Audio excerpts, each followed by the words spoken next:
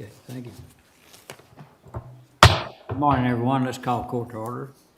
Today is Thursday, July 1st, 2021. It's 9 a.m. Proof of posting, please. The agenda was posted on Thursday, June 24th, 2021 at 3:25 p.m. Okay, thank you. Let's pause briefly for a moment of silence, and then we'll have the pledge to the flags.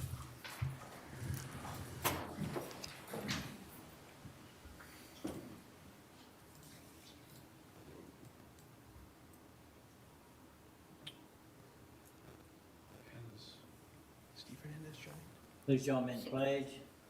I pledge allegiance to the flag of the United States of America and to the republic for which it stands, one nation, under God, indivisible, with liberty and justice for all. Pledge to the Texas flag. Honor the Texas flag. I pledge allegiance to thee, Texas, one state, under God, one and indivisible. Thank you. Okay, we have someone calling in, if you could call them. This is Mr. Charles Cowan. He wants to make a comment about Indian Trail that's being used by 18-wheeler traffic, which is destroying the road surface. And then there's some documents.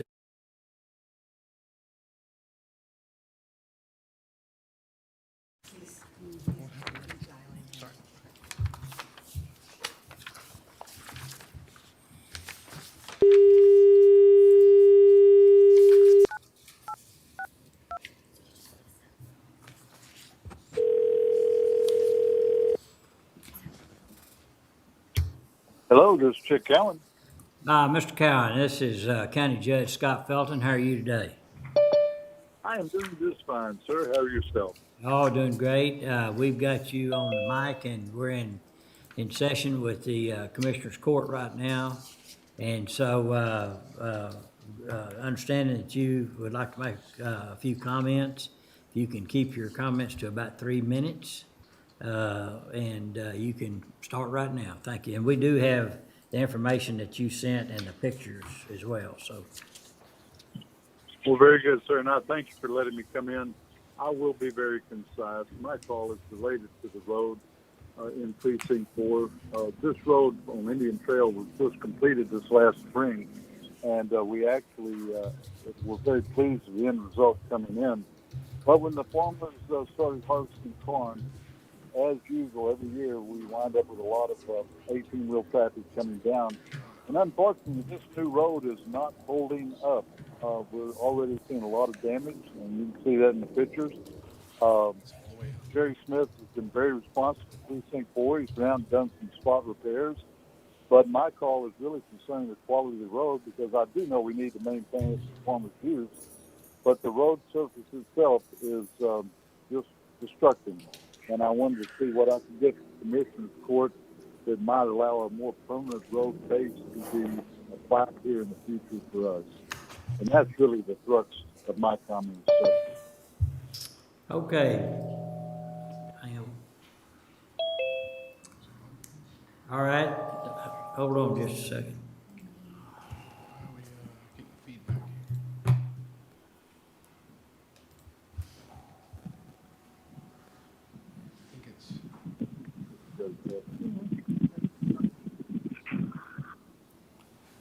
All right. Sorry, I don't know what's going on there. I think. Mr. Cowan, hold on just a minute. We're having a few technical difficulties. All right, we did hear your presentation, and the commissioner in that precinct is will be looking at that and getting back with you on that. So. All right, just as a further note, we did contact the county sheriff's department and asked them for help in controlling the truck traffic, and they pointedly said they could not do anything with the truck traffic because Indian Trail is not does not have a weight limit on it. By contrast, the South First, which runs perpendicular to Indian Trail, does have a load limit on it, 17,500 pounds. So I guess one output I would like is to find out if we could have a load limit put on Indian Trail if the road surface is not going to be constructed to withstand that weight. So that'd probably be one of the alternatives I would like to ask for. Okay. Okay, Commissioner Perry just relayed to me that he and the county, he and the county engineer will be in contact with you to talk about options. I would be delighted to have that conversation. All right. Well, we appreciate you calling in, sir. All right, sir. Y'all have a wonderful meeting. Thank you. Thank you, you too. Okay.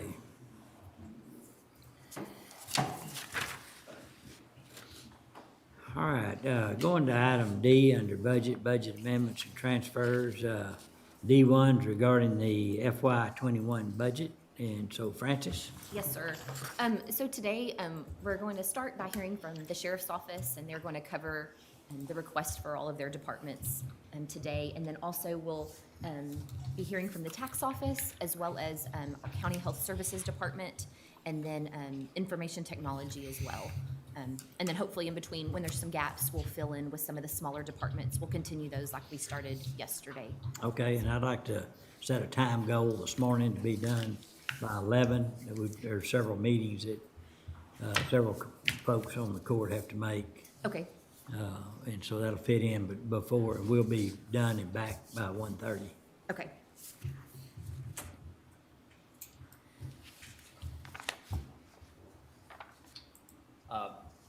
County Judge, Commissioners, how are y'all? Great. We are here to talk about the budget, and we're gonna jump right into it. If I can get the screen share to work. Chance, I'm about to. And move that microphone Oh. over that way a little bit. Thank you.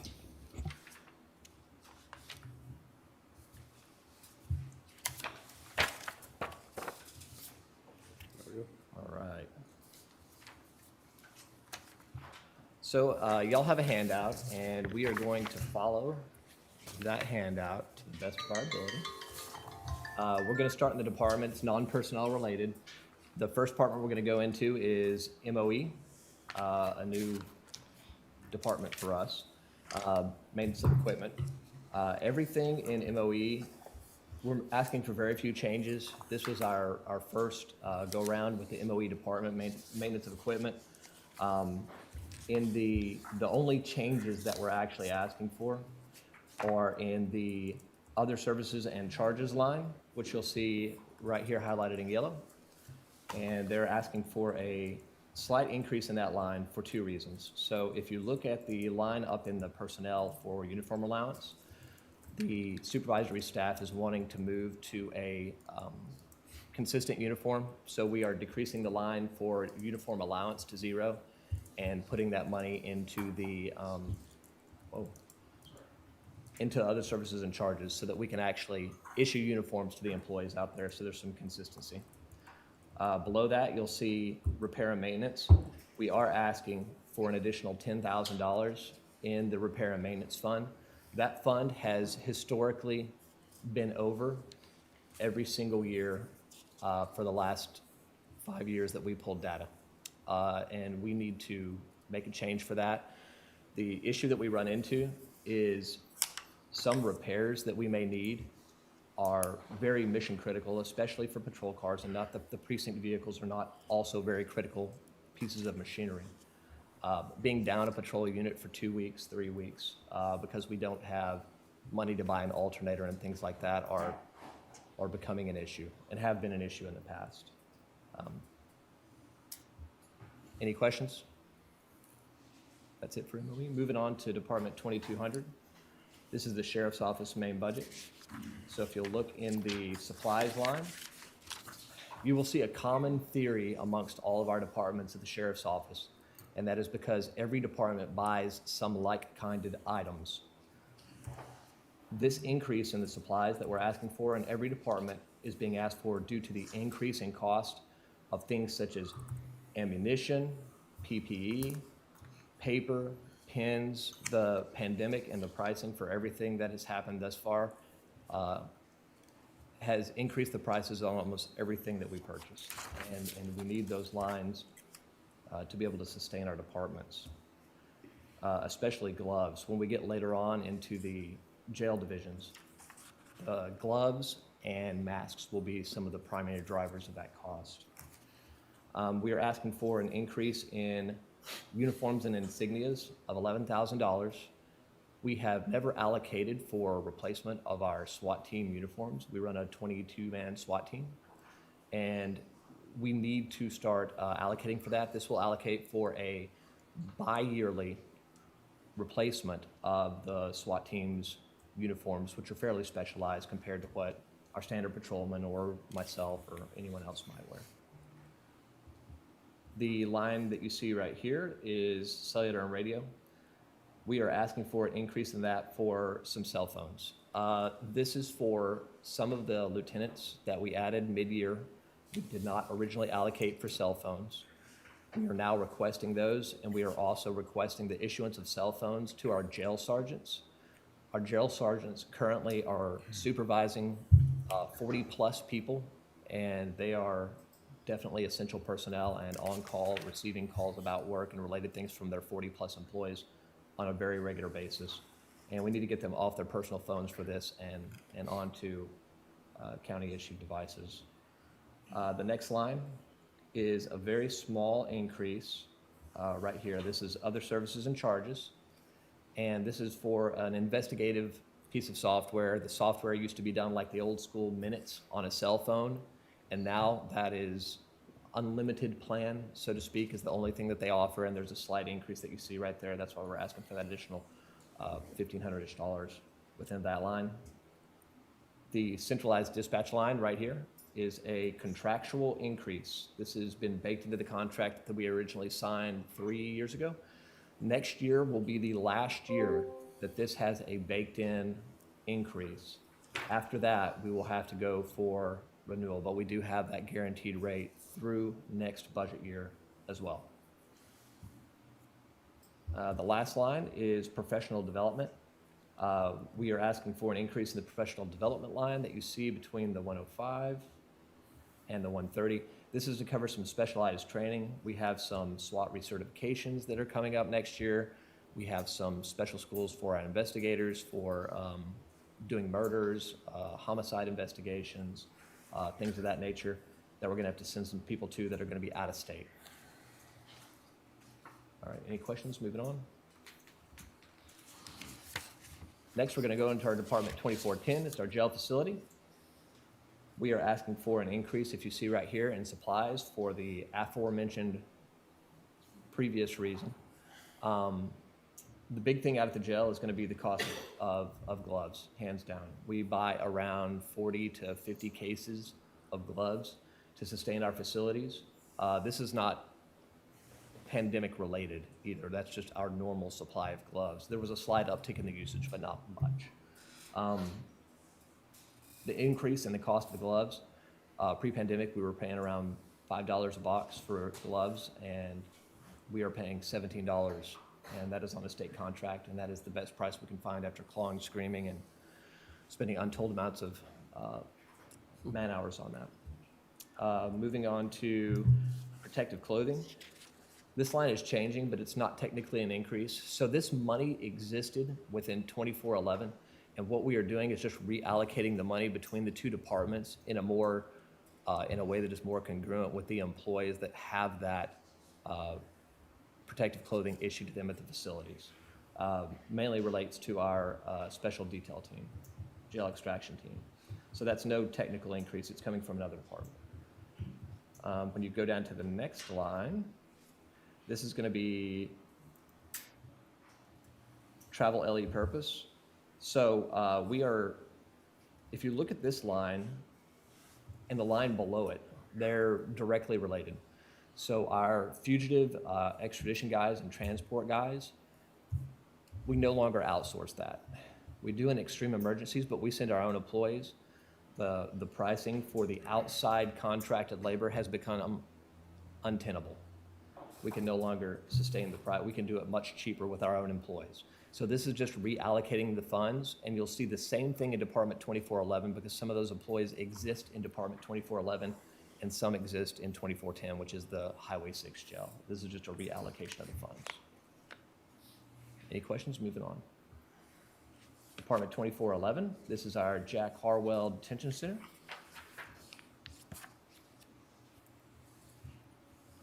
We are asking for a slight increase on that top line, which is overtime pay. When we took that facility over, we based that off of a percentage. And we have had to make tweaks to that line based on the needs of the facility. The percentage definitely got us within the ballpark, and this is the fine tuning of ensuring that we have that properly budgeted for our facility. Moving down into supplies, same exact thing as the previous departments. The cost of gloves, the cost of masks, the cost of inmate supplies have gone up. Y'all have seen the ICS contracts come through. Everything has just increased in price this year. Protective clothing, this is what we mentioned in the previous department.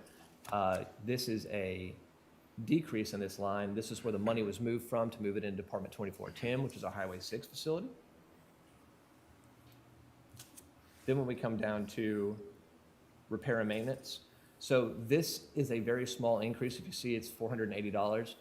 This is a service contract for a request that you will see later in capital outlay for a copy machine, and it is contingent upon the court approving that copy machine. So travel LE purpose, you'll see a change in this line as well.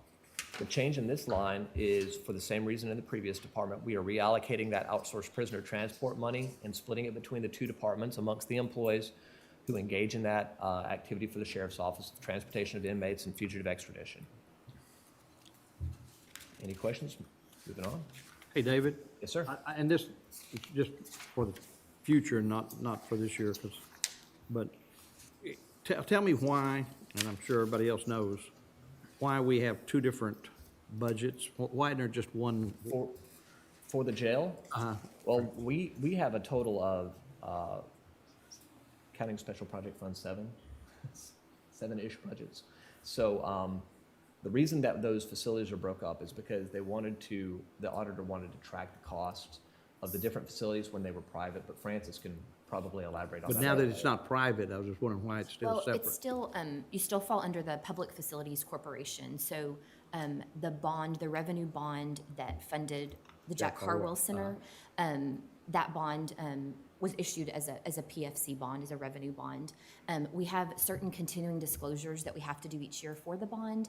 And so those include a lot of information such as man days and information directly related to their operations, but also all of the budget information. So you have to show how much it's cost to run that jail, to show, the income versus the expense there, and that's submitted then to all the bond holders. And that has to do with the bond? Correct. So how long is that bond?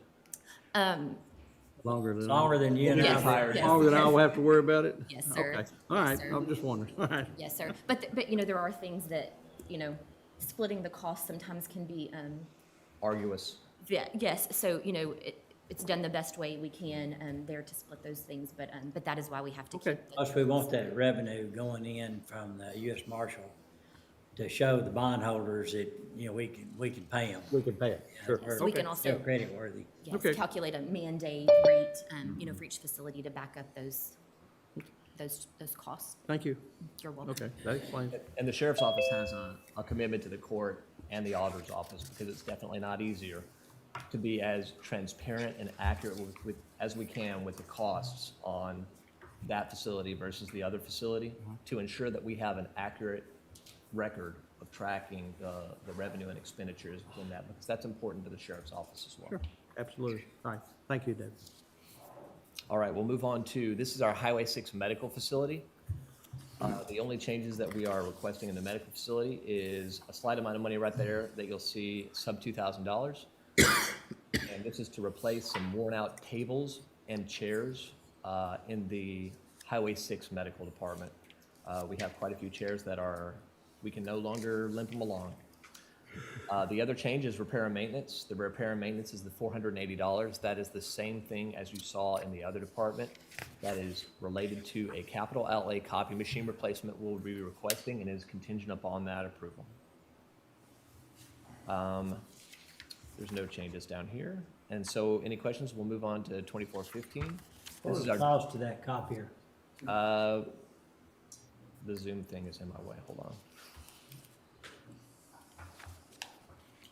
74, yeah, give me 1 second. I'll get that. $7,400? 7472, right there on the screen. That's on the capital outlay tab, and we'll get there very shortly. Okay, thank you.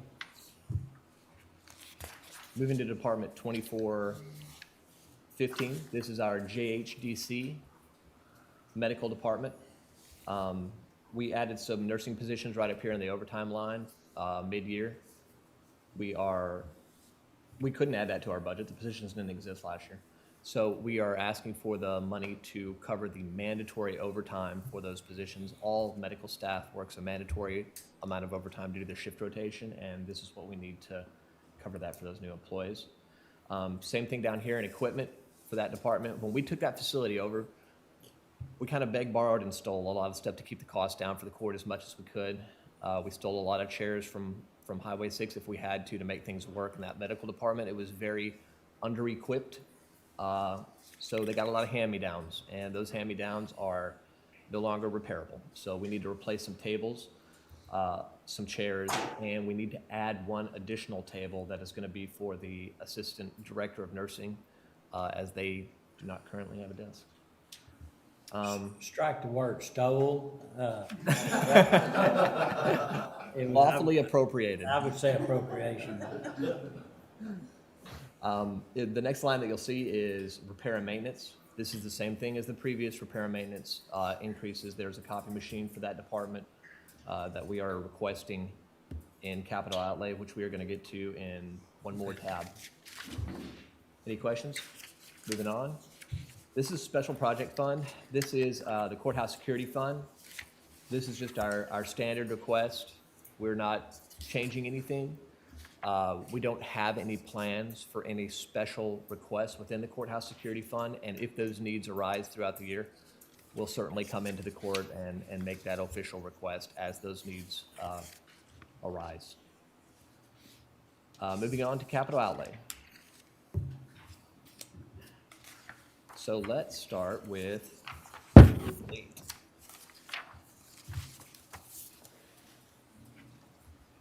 We're going to start right here.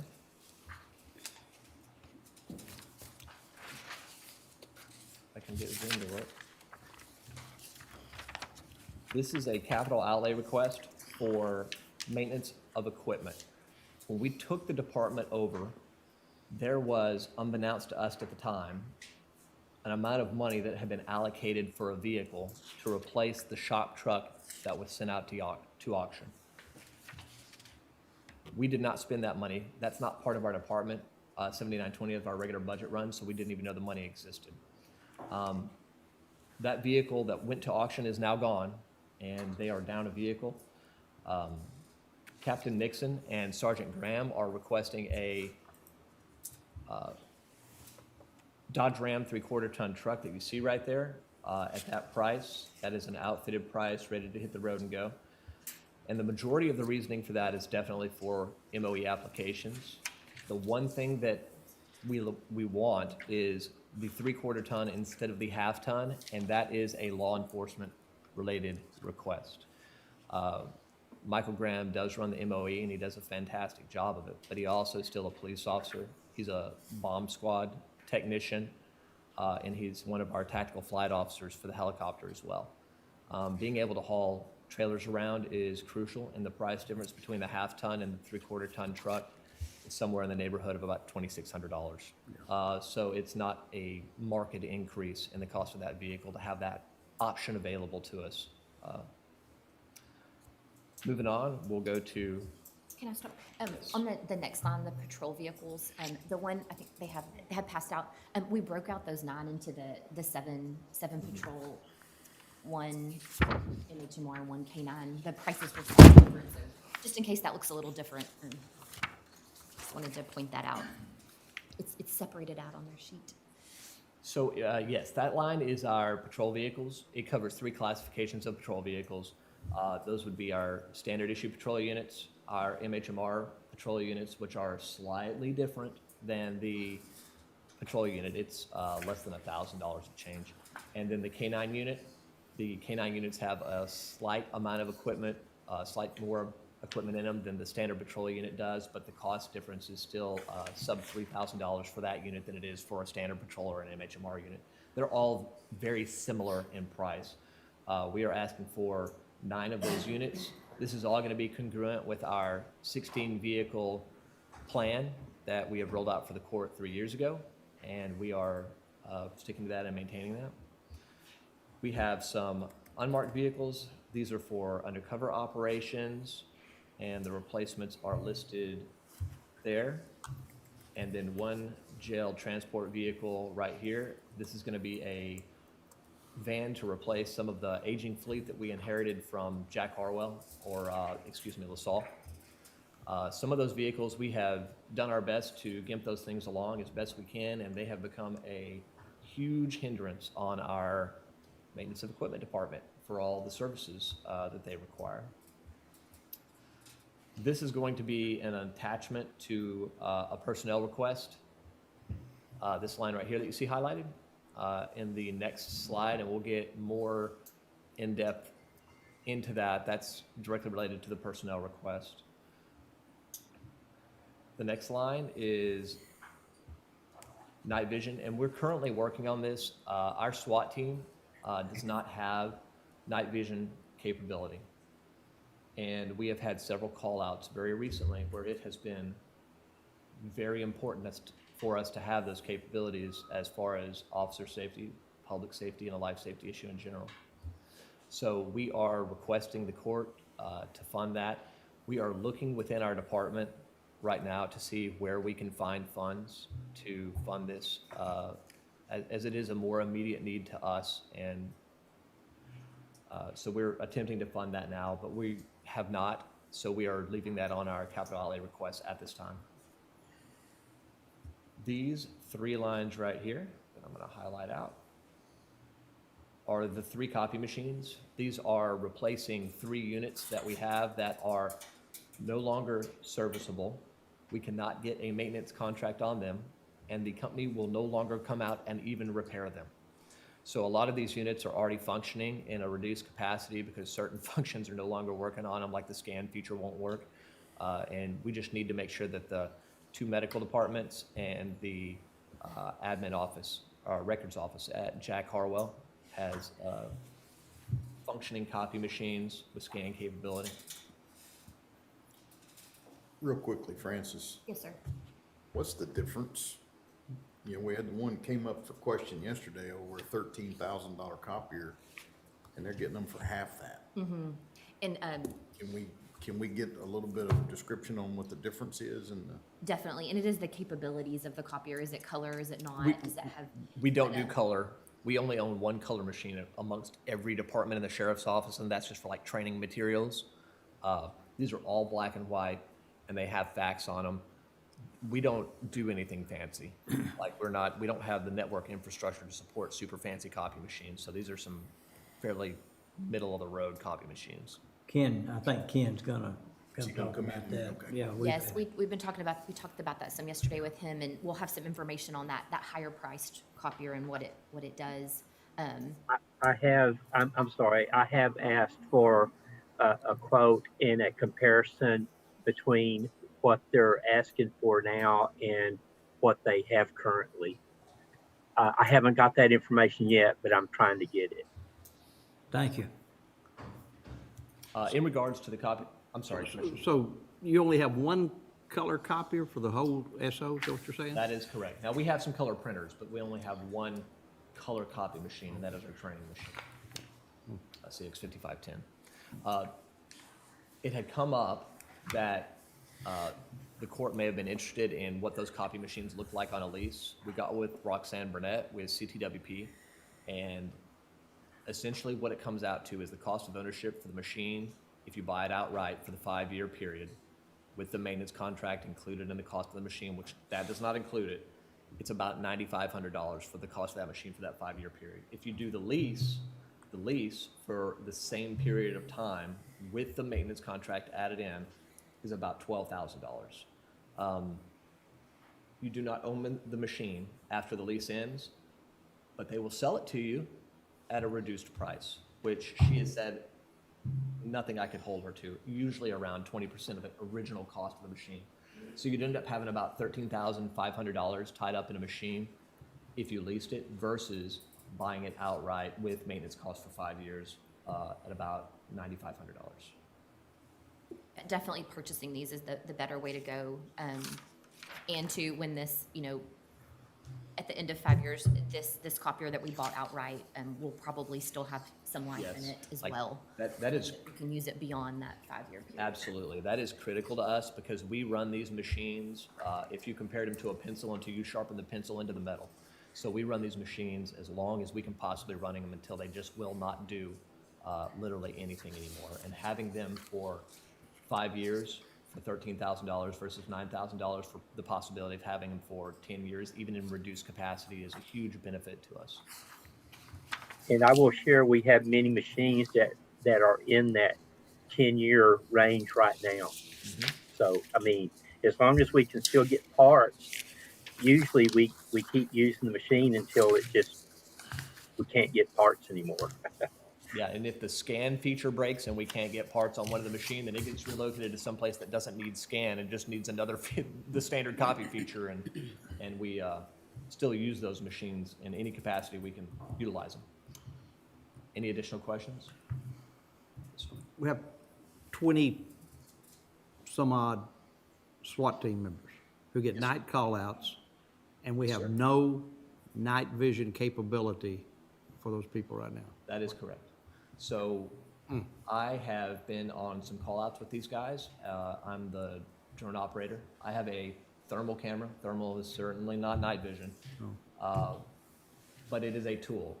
And we found out when we responded to the deputy that got, or the DPS officer that got shot, and there was an incident in Riesel as well. That has become very, very mission critical for the officer safety. And I don't think that there's a lot more that I can say about it other than that. It's a very needed thing. Yes, It's absolutely. be a huge benefit for our guys. This may be difficult to answer, but do you know that equipment specifically, when ordered, what the time frame is? So we've checked with a couple vendors because that's a huge deal, right? Some of this stuff is custom made, one-off, military style equipment, right? The best vendor that I was able to source it from is able to get that within approximately 60 days. So if we're able to find the money and make the budget adjustment through court, it would be very, very close to us getting them by the end of the budget year. But that would be something we're gonna have to pull the trigger on if the court deems that to be acceptable very, very quickly. Any additional questions? All right. Let's move on. And so just to sum up, the vehicles, the night vision units, and then the 3 copiers are the capital outlay request, correct? Yes. And the night vision technically. Yes, yes. Yes, I'm sorry. Which is a total increase of how much? Bottom line? Compared to last year? Yes. Give me 1 second, I'll get that for you. And while she's looking that up, gentlemen, our standard vehicle replacement plan, not including vehicles for new positions, copy machines, or night vision, is an increase of less than 1% for our standard vehicle replacements. Our fleet lieutenant, Kevin Ferguson, has gotten no less than 10 revisions on vehicle quotes, trying to get better prices. It's also been brought up in previous discussions with the court in regards to Tahoes versus the Ford units, and we have state contract information that we can provide the court that we got from Goodbye. The base model of the vehicles for the Ford is $36,175 on Goodbye contract. The base Tahoe unit is $32,912. So there is a significant, not huge, but significant increase. What about resale? Well, resale, we have not auctioned any of these vehicles. So we looked at this last year for you gentlemen, and we haven't run any actual police vehicles, but looking from DPS's website, the resale value on the Chevrolets is significantly higher than the Ford. It's because it's just a more desirable SUV, I guess. I More can't popular, speak to the, yeah. I can't speak to the public market on that, but what that indicates to me is that it would be more popular, Yeah. as they sell for more. Doesn't it have more capability as far as So- size of the unit? I have driven both of these vehicles personally, and the difference between me and a patrolman is I do not live in that car with tons of equipment that I have to be issued in the back. The difference in the interior cabin space between the Ford Police Interceptor SUV and the Chevy one, the Chevy one is cheaper, is about 3 cubic feet of interior space. And that does not sound like a lot, but we would invite the commissioners to come out and look at these vehicles once outfitted and with equipment in them. There is not 1 square inch of space within those vehicles that is not filled. And the Tahoe has 3 cubic feet more, Correct. and it's less Correct. cost. Yeah, it makes sense. Makes sense, yeah. And plus, our shop is outfitted to work on them. There's a myriad of things that make it better. So even if next year, because these vehicles can change from year to year, Ford may be $500 or $1,000 cheaper next year, but is it worth re-outfitting our shop with scan tools and specialized equipment to work on the vehicles on a year-to-year basis? We don't think it is. If there was a significant price difference for a significant period of time, of course, we would entertain it. So we have trained Mr. Goodwrenches then, what you're telling me? We do. We had to adapt some of them from the Crown Vic mentality. Okay. And Judge, to answer your question, the increase is $340,807. The vehicles, the number and the type are similar to last year. It's just the cost is higher. And then, on the night vision units, of course, we're kind of locked into when we actually would be receiving those, but we could definitely look at doing a budget amendment quickly here and getting the funds where they need to be to order those. You mean this year? Yes, sir. Yeah. And the portion of that $300,000 that she's referring to is the line that I've highlighted right there. Those are completely contingent upon an employee request. Yeah, personnel, yeah, that's what I was gonna, Yes, so sir. how many, besides, is that the only category that's affected by the personnel increase? Correct. That is the only category that is contingent upon Okay. personnel improvements. Yes, sir. And then taking that out of the equation, then the increase is right over $56,000 year to year. Okay, Any additional questions? All right, we'll move on to salaries. All of our positional.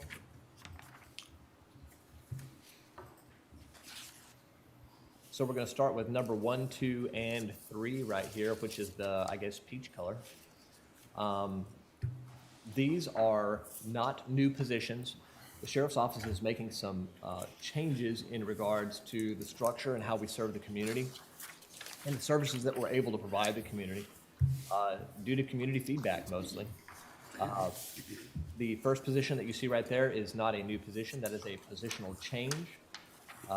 That is for our FAST unit. One of the employees is a deputy, is not an investigator. All personnel currently in that division are considered investigators. We'd like to change his position to investigator. The individual in that slot is an extremely high-tier employee. He's Fleet Officer of the Year, responsible for 700 arrests, 800 clear warrants since his hire date. He's received state recognition for involvement in narcotics and currency seizures, resulting in convictions. And he's also a member of the U.S. Marshals Lone Star Fugitive Task Force, who rounds up quite a few dangerous felons for our county. Can I pause you real quick? The handout they have that just has all the increases is in a little bit different order than yours and not color coded the same. Do you want us to pull up that one that they have in front of them, or I don't want to mess up your. Position number? Okay. Position number 1217. In their. So do I want me to go on y'all's list, because I have it coded to my. Okay. I see position 1217 though. Okay, yeah, just give them the position number and then they can find it on there. Yeah, I'll flip Yeah, it. that's fine. I'll find it. We tried to put this in a logical order that flowed from division to division and department to department. Do you have that, Julie? I have this, Okay. but I don't have that No, you're digitally. good. That was the digital one. That has been changed. The next one is slot 116. That is going to be the third one down on y'all's list.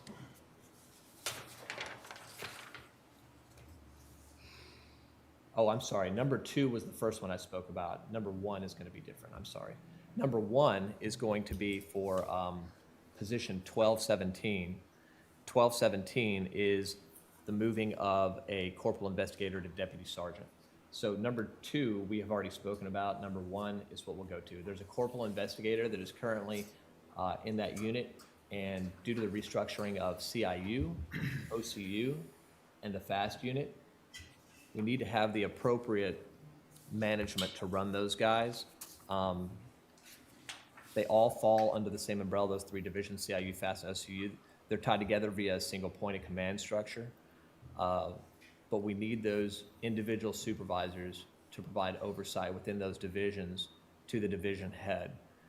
This individual is a SWAT supervisor and team leader. They'll be involved in the planning of tactical operations, which occur on almost a daily basis for this unit. Regarding the apprehension of dangerous fugitives, it includes structure assaults, vehicle assaults, tracking and apprehension of dangerous felonies. These are not the guys that go after theft by check and other individuals like that. These are the guys that are going after the real bad guys, and they do it every single day. That is not a new position. We are asking for just a reclassification of that salary. The last change in that division is slot 807, and that is the 5th one. The 5th one on y'all's list. The current individual that is overseeing these 3 units, OCU, CIU, and FAST, is lieutenant, and due to the restructuring, we would like to change his position to captain. This is not a new slot. This is simply reclassification of that slot so that we will have a standard command structure as we do in the rest of our department. And you can see those related costs right over here to the right for those 3 positions. Moving down to my number 4 and your number 1, 2, 3. Your number 4. This is evidence technician, slot 1219. What we are asking for in this specific position is just a change in the salary. So we have 2 positions currently that are titled this way, classed this way, and have the same job description. One of them is paid slightly differently than the other, and we're just asking for that increase that you see over to the right of $1,820 to normalize those salaries between those 2 identical positions. Moving down to the one below it, which is my number 5 and y'all's.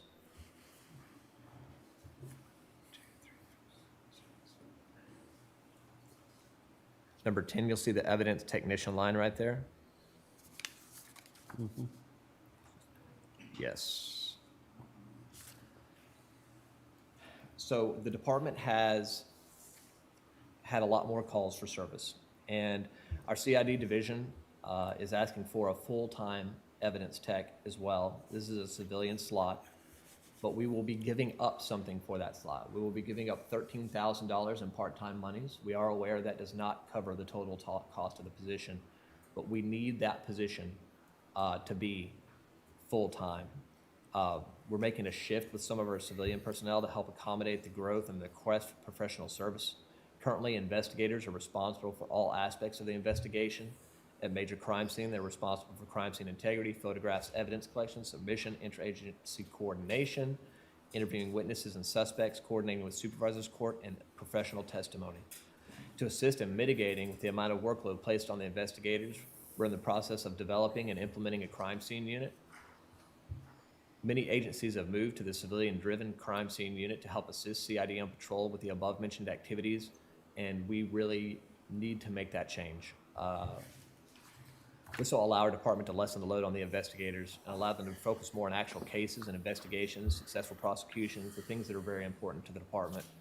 It'll also give them the professionally certified personnel for collection and testimony purposes as well in that position. Any questions? Moving on. So this is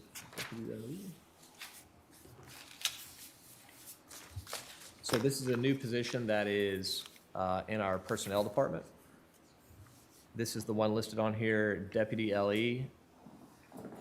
And it says out in the notes section, additional background investigator needed to process applications. So with the increase at the jail in total amount of employees and open positions, what we're asking for here is not a slot. We are going to give up a slot for this slot. We want to take one of the jail staff, because technically one of the jailers was allocated to conduct this activity in the first place, and put them officially into our personnel department to be a background investigator. Cost for that position overall increase is $8,844, and there is an equipment cost for that as well over on the right-hand side initially, that you'll see right here.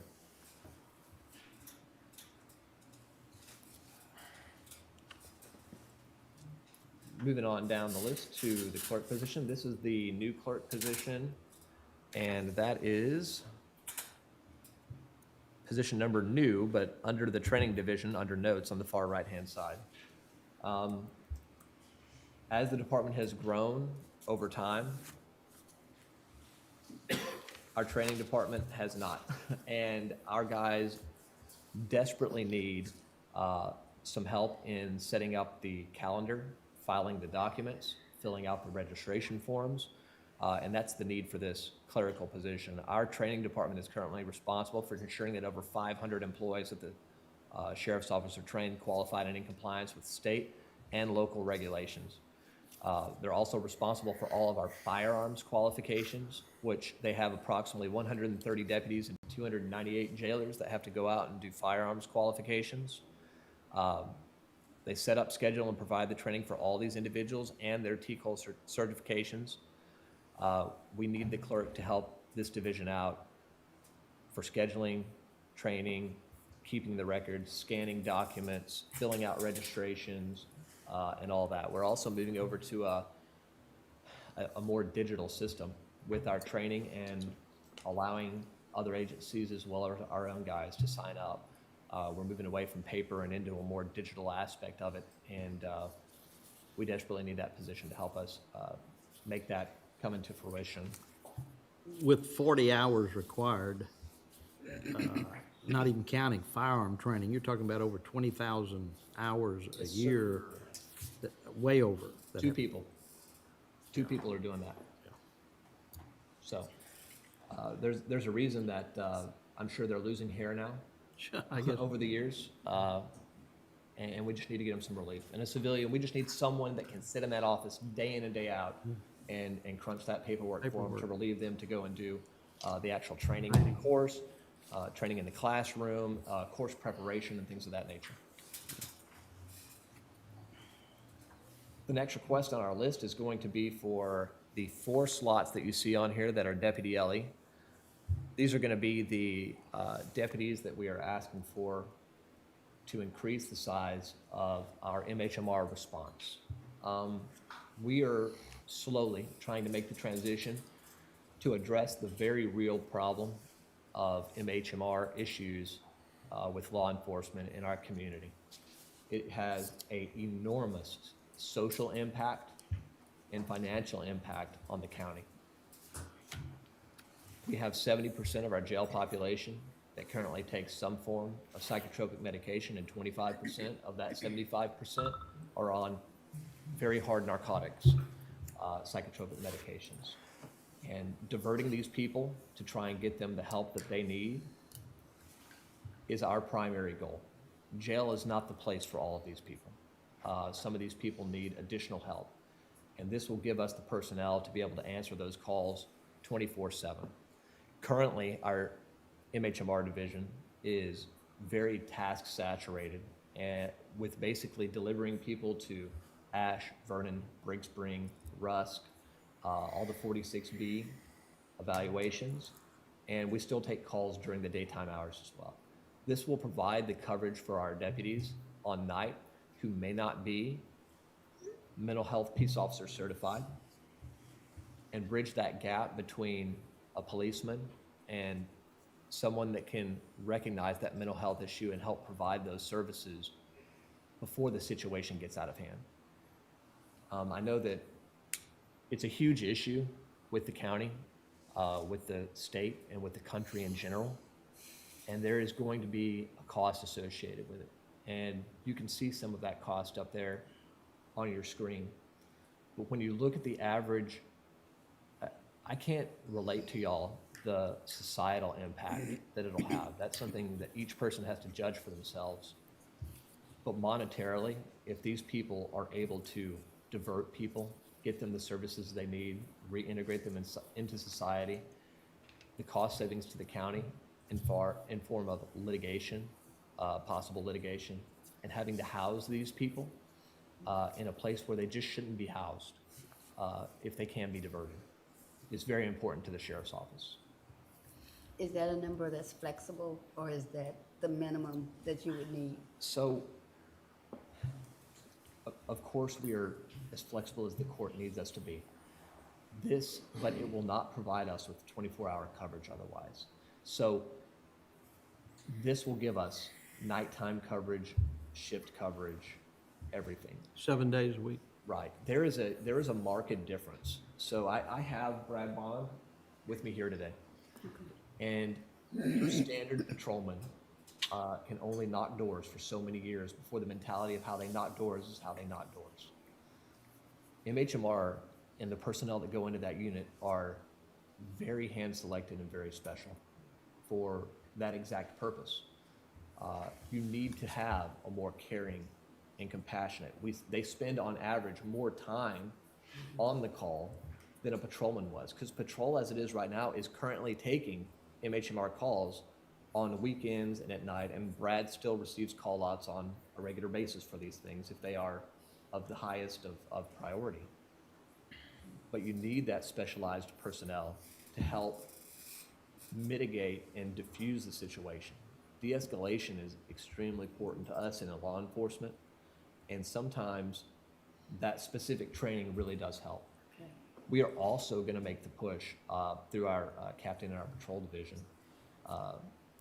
to try and have, over a period of time, this will take years to accomplish, every one of our patrol deputies to be certified as mental health peace officers. But that is going to be a much futured plan. We don't have the personnel to just flat let off a whole shift of guys and lose them. So we have to slowly tessellate these guys through the certification process to become that. What type of volume activity do those calls take up? So currently as it is,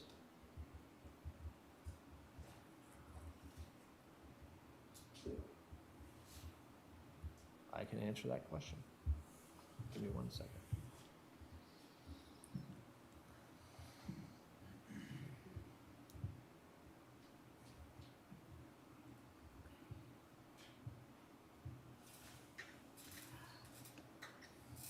Aren't See- you good?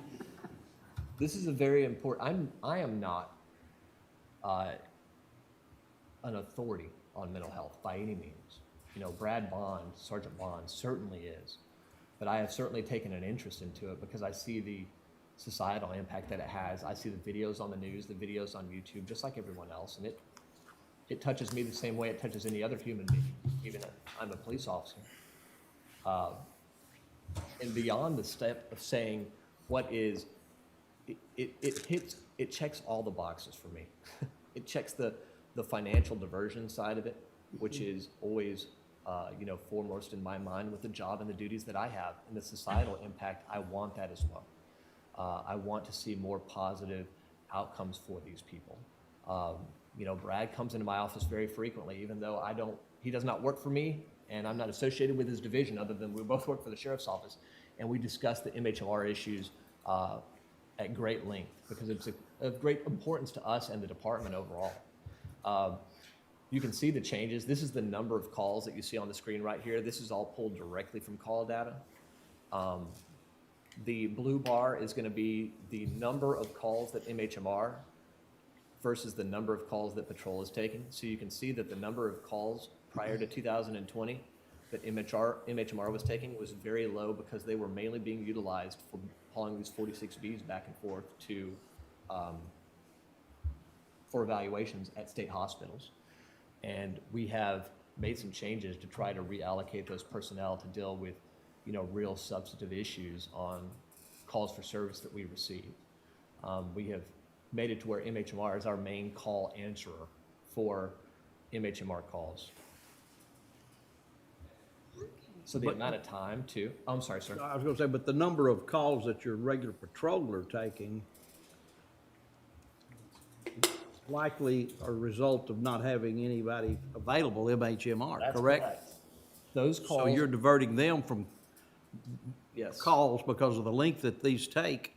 You're diverting them from other calls that they may need to be taking, and you're backing up calls is what you're doing.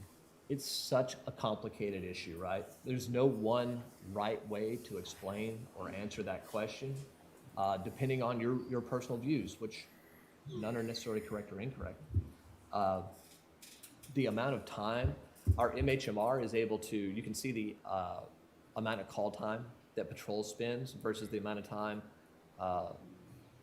that MHMR spends.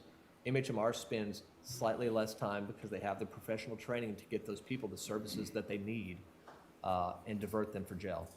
A lot of patrol personnel, we have an excellent patrol and we divert a lot of people straight through patrol. But the easiest thing to do for any police officer who is not a mental health police officer is to take that individual to jail. That solves the problem.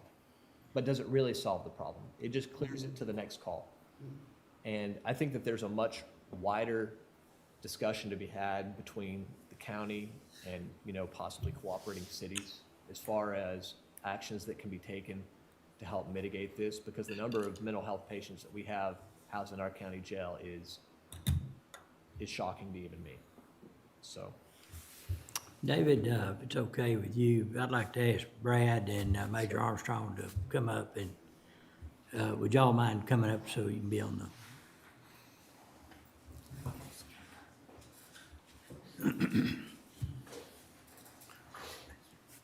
Thank y'all.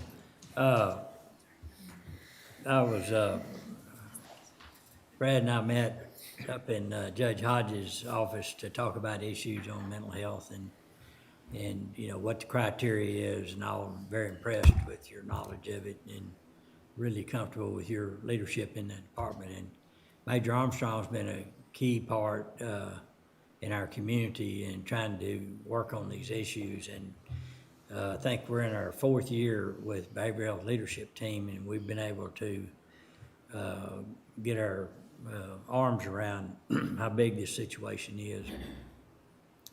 And, what all we can do about it. And we're, with the help of Rapport Foundation and other foundations, we're able to bring in some funding and those kind of things. And what we're talking about is expanded and more efficient crisis center. It would work, and Major Armstrong was a big proponent of this.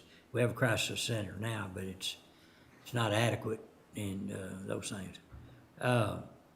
What gaps and this is more to Major Armstrong, what gaps will this fill that aren't being filled in the community? I get most of the population of the county is in other cities. And, some of them do a really good job and some, they depend on us, and we have to pick up slack for them for that side. And I know, talking to Waco PD, that they have been in a program to do more mental health training with their people on the street. Their goals is to have everybody at least to some extent of training. But where is the gap, and how does this fill any of the gap that in the needs that we're doing today? Well, like you said, we do operate in the county and some of the smaller cities that don't have the resources and help them out and back them up. Brad can probably tell you more about that. But I think this will help fill that gap. I think we need the the deputies to augment our mental health services, because mental health doesn't stop at 5 o'clock on Fridays, Saturdays, and Sundays, and nights. It's 24 hours a day. And by having these officers out there in our community, I think that's just a big plus. Obviously, you know, being on the behavioral health leadership team, there are some other avenues we've talked about, and you know, this could be a push towards that at some point, where we have a team for the whole county, so to speak, working with maybe Waco in some other way, but that's future discussions. But definitely, I think this is a huge step in the right direction. Yeah.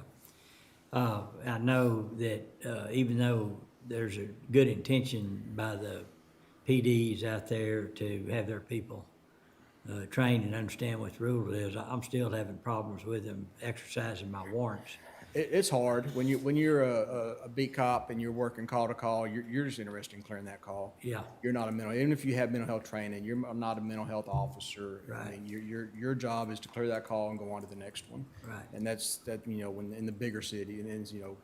One of the problems that occurs is the amount of time that the arresting officer has to spend with these individuals until we can properly hand them off. And you know, that's one of the goals for the crisis center, is to put in that piece of security that law enforcement individual can hand that off and get back to doing what they're doing. And but that could take a little while before we get that done. Throwing money at a problem is not always a good solution. But I feel in this case, and I've thought about it a lot because I knew this increase, this request was coming. It does seem like it will benefit our effort to keep them from going to jail, get them into the right place, and have better outcomes in the end. But anything you'd like to say, Brad? No, I agree with exactly. It would be very difficult to try to reallocate our current mental health personnel to be able to fill that 24/7 need, and that's basically because of our transports. And, you know, so anyone that's going to or from a mental health hospital facility, executing OPC paperwork that's issued daily, all of this stuff, that happens during your normal business hours. All of these transports to these facilities, that's when their administration is at work, where they can work with getting those orders signed and all of that. So really and truly, I have to send at least 2 on a transport. And if we're going to Vernon or Big Spring or anything like that, they're tied up. And it's not uncommon to have multiple transports at the same time or on the same day. And so with the current 6 deputies that work under me, if I have 2 transports going for a day, that's 4 of them already gone. So that only leaves 2 there to fill those other daily tasks like OPC paperwork or any calls that happen to come in. So by adding these personnel, we're able to expand that to the after hours 24/7. They would work directly with the patrol shifts, just like we do during the day. What percentage would you say of the mental health people that we have in our jail do we bring in, as opposed to what the outside agencies bring in? Is that hard to? It's hard to say. Obviously, Waco has you know, a vast larger call volume than we do. They bring in the most, and Bellmead brings in quite a few, and then it'd probably be us would be third in that line of agencies in our area. So help me understand, because I like the idea, I like the concept, but I guess what I'm trying to get at is, other than being able to transport and have coverage, adding 4 additional officers, if Waco's bringing 75% of them in, is that really gonna help that at all, or is this just helping us be more efficient with the transporting and keeping deputies in the field to take those calls? Because if that's all it's gonna do is make us more efficient in transporting, what can we do to start addressing that other 75% that's not getting handled the way that we, Well, that's a community effort deal that It we is. need to deal with Waco and the behavioral health leadership team and all the other area departments in lowering that number. Again, that's what I said, maybe future talks about some sort of task force or however we want to, manage Yeah, that. But as far as what benefits that can do to us, I mean, it benefits our community. It benefits the mental health consumer that we're running on by having that mental health officer available 24/7 to go deal with them instead of our regular patrol officer. because it's a $600,000 investment. And so that's a huge investment. And so you certainly wanna make an impact. And I guess that's what like I say, I like the idea, but if we're the only ones that are doing it, are we really gonna make that big of an impact? I have the sense that we're not the only one doing it, but go ahead, Commissioner. Okay, I was gonna let you finish. Well, just because of the talk, the communication, going back, when the behavioral health leadership team put together, there's representatives from the PD, Waco PD, Sheriff's Department through, Major Armstrong, myself as a county judge, the mayor, the judges, and, as well as, the DA, and then, of course, the hospitals and all the medical folks that handle that. So there is a coalition that's working on this, and it's gonna be important, whether we expand or not, that we broaden that discussion with primarily Waco PD and us on how we work together, so it's not a burden on any one entity, that we all take that burden on. And, No, I totally get that piece, but Okay. I'm just saying, these guys are willing to make a huge investment.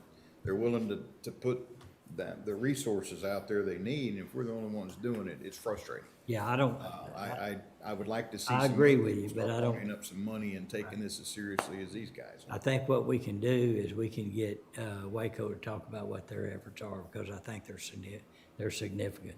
What I was complaining about a while ago, that when they say that I signed an emergency detention order, county judge, they said, well, that's the sheriff's department.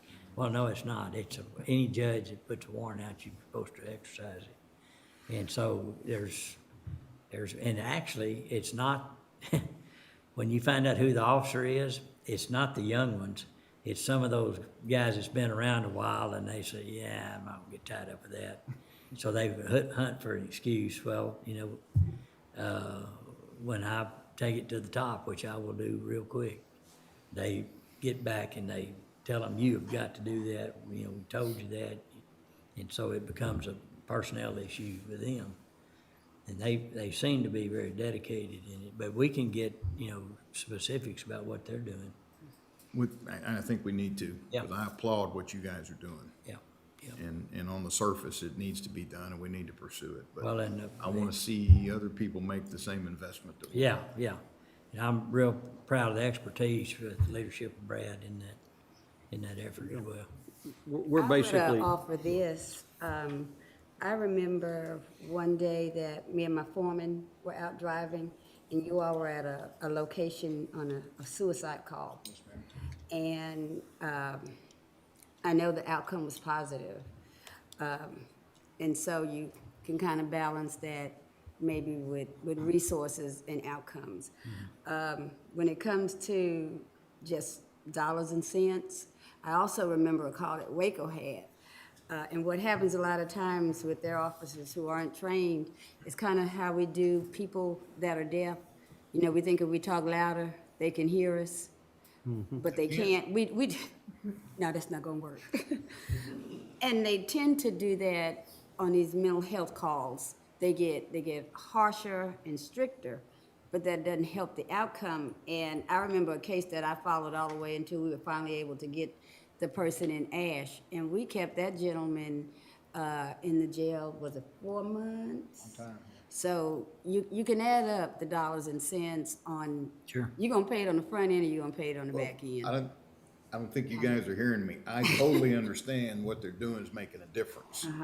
I just don't want us to be the only one out there. It's a huge investment. Agree with you. And we're willing to make it, and everybody else needs to join in on that and make that same investment, or we're gonna take a lot longer to get this thing under control. So it's not that I'm questioning, does it work? It obviously works, but we need help. No, you're right. We were on a call with the city of Waco. I don't know, I know that they sound stressed over the number of mental health calls that they're taking, but I didn't hear that they were working toward a solution like the sheriff's office is working toward. I think it's gonna be like Captain Armstrong says and the judge. I think we're gonna have stronger, meaningful conversations with them because they are the lion's share of the problems, the mental health problems that we're having at the jail. But I just thought I'd just Yeah. throw that in. Good, good. No, it's time think that we're all- everybody it's time that we all take it seriously. Yeah. And not keep putting it off to next year and. Don't wait until you're one, what I was gonna say, we're one incident away from being headline, That's true. like some other counties have already been. And Well, Jim, that's just across the board That's right correct, now, yeah. and that lends itself to my point. We don't need to be the only ones taking it seriously. Everyone needs to take it I'm not seriously. sure how we get them all to the table, but you're right. Oh, they're at the table. You'll see. I'll make sure that happens. Just some of them not eating. You know, I think if you bring in Waco, Hewitt, and Woodway, you'll see that they're at the table. But it's always good to get everybody in the same room, and because when they're out there in the public and we get them in a public forum and they make a commitment, we're gonna hold them to them, and we have to be held to the same standard. Well, it appears we're leading in that area. That's where we should be. Yeah. Thank you. Appreciate y'all. Good conversation.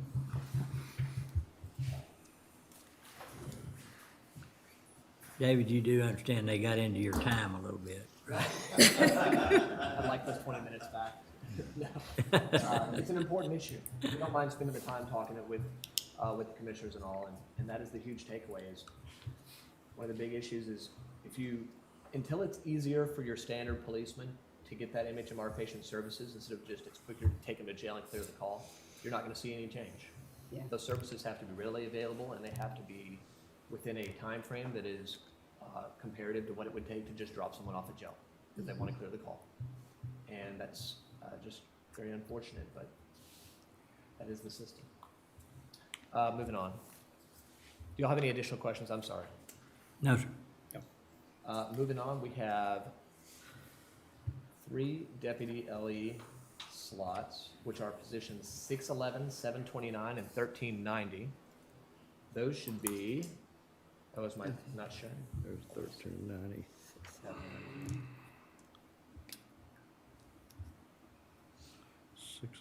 What were the three numbers? 611, 1390, and 729. 729. Okay, there it is. Okay. I'm sorry, this is, Would you like the screen share? Go.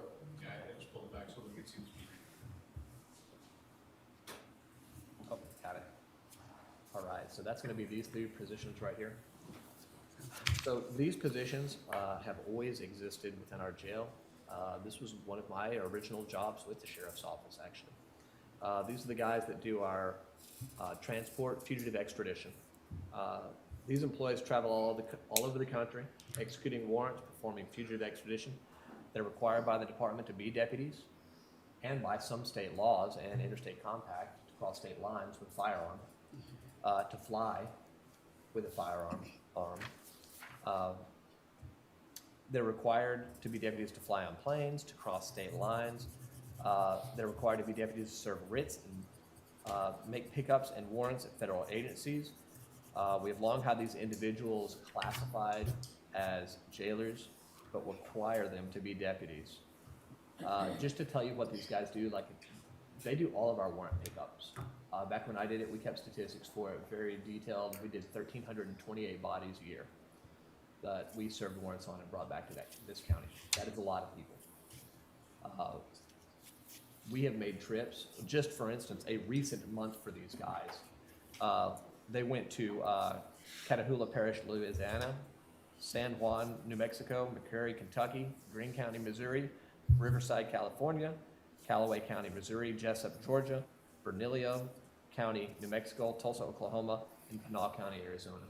That is 1 month, and that is a lot of travel for these guys, and we need those positions reclassified to deputy LE from jailer, and you can see that slot, that money over there. These are not new positions. These are just classifying these guys as what we require them to be. Moving on, you'll see our big red salmon, whatever you want to call this, section. This is the jail corporals, and so this is a pervasive issue that we've been watching for quite some time. I am sure that y'all are aware of our hiring woes, as other departments have hiring woes and other businesses within the county. What we're asking for here is to change the base salary of all the corporals in our facility. Of these 24 corporals, we have 2 of them that have more tenure than a year. So the turnover within that rank, which is the lowest first line supervisor that we have at our jail that's managing 40 people, is astronomical. We lose these people to other departments in the county. We lose them to our own patrol division. And we don't discourage them going to our patrol division, but some of them want to follow a career with a jail. But the financial incentive to take a demotion in rank, but a promotion in salary to be a base patrolman, the young people that are starting their careers in their lives off are filling these slots. Those people are always going to take the financial incentive. And so we lose these people to unranked positions within our own department. We lose them recently to the tax office, to the clerk's office, to all kinds of different offices is where we hemorrhage these people to. So if you look over to the side, the increase that we're trying to get for this slot across the board, which will not affect the step pay in any way, the step pay will maintain, although it only applies to 2 people currently, is $2,640 per slot. The total amount for that slot is $63-ish thousand to increase the salary for all 24 of those slots. And what that does is it makes it a personal decision for those corporals to where it's not a financial incentive to go work the courthouse patrol. That has to be their calling. And it keeps those people who have the calling to work at the jail facility financially incentivized by $100 a year to stay with the facility if that's what they want to do with their career. What was that number you said? And that's to raise all of the jailer corporals? Yes, all those jail corporals comes out to be $63,400 something, I think, those positions, base salary. Okay. The increase is 63,000? Yes, not per position, that's for all, Yeah. for all 24. That makes sense. We've got to get some supervisors retained at that front level of supervision out there at the jail. And you mentioned just a minute ago, you guys are still struggling with hires, with new hires? Yes, How many open positions do you have? we have personnel right here for you. There's 70-something, 80 jailers, both facilities. 70 or 80? Yeah, 75. Openings?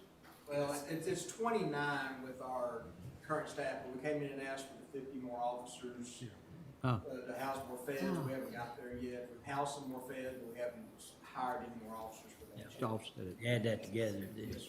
Okay. And even those positions currently, Commissioner, that we are down, essentially what we have to do, and we've had to move money from, and y'all seen the request, from full-time employee to overtime. We're having to subsidize the employees with overtime. But at some point, you're killing your people to work them that much overtime. You know, when we spoke, have you put any more thought into, we talked about maybe moving the step plan, make it to where they access that sooner than later? So that has come up very recently, and I love the idea. And this is probably not a budget discussion, but you know, ultimately, very, very quickly, because I know that the judge has me on a timer here. It's been brought to our attention, the step pay plan already exists with a clause for allowing someone to come from a previous experience and come into our tiered steps already. That already exists. Get credit for previously. Correct. So like if someone worked at Bell County for 5 years, they'd come in as a 5-year jailer. Right. Well, the salary of, $46,000 or $47,000 is way more enticing than a $41,000 salary if it's very close to what they're currently making already. So the issue is, and this isn't a huge issue, it says in the McLennan County policy that we have to come to the court and ask for every single position if we desire to do that.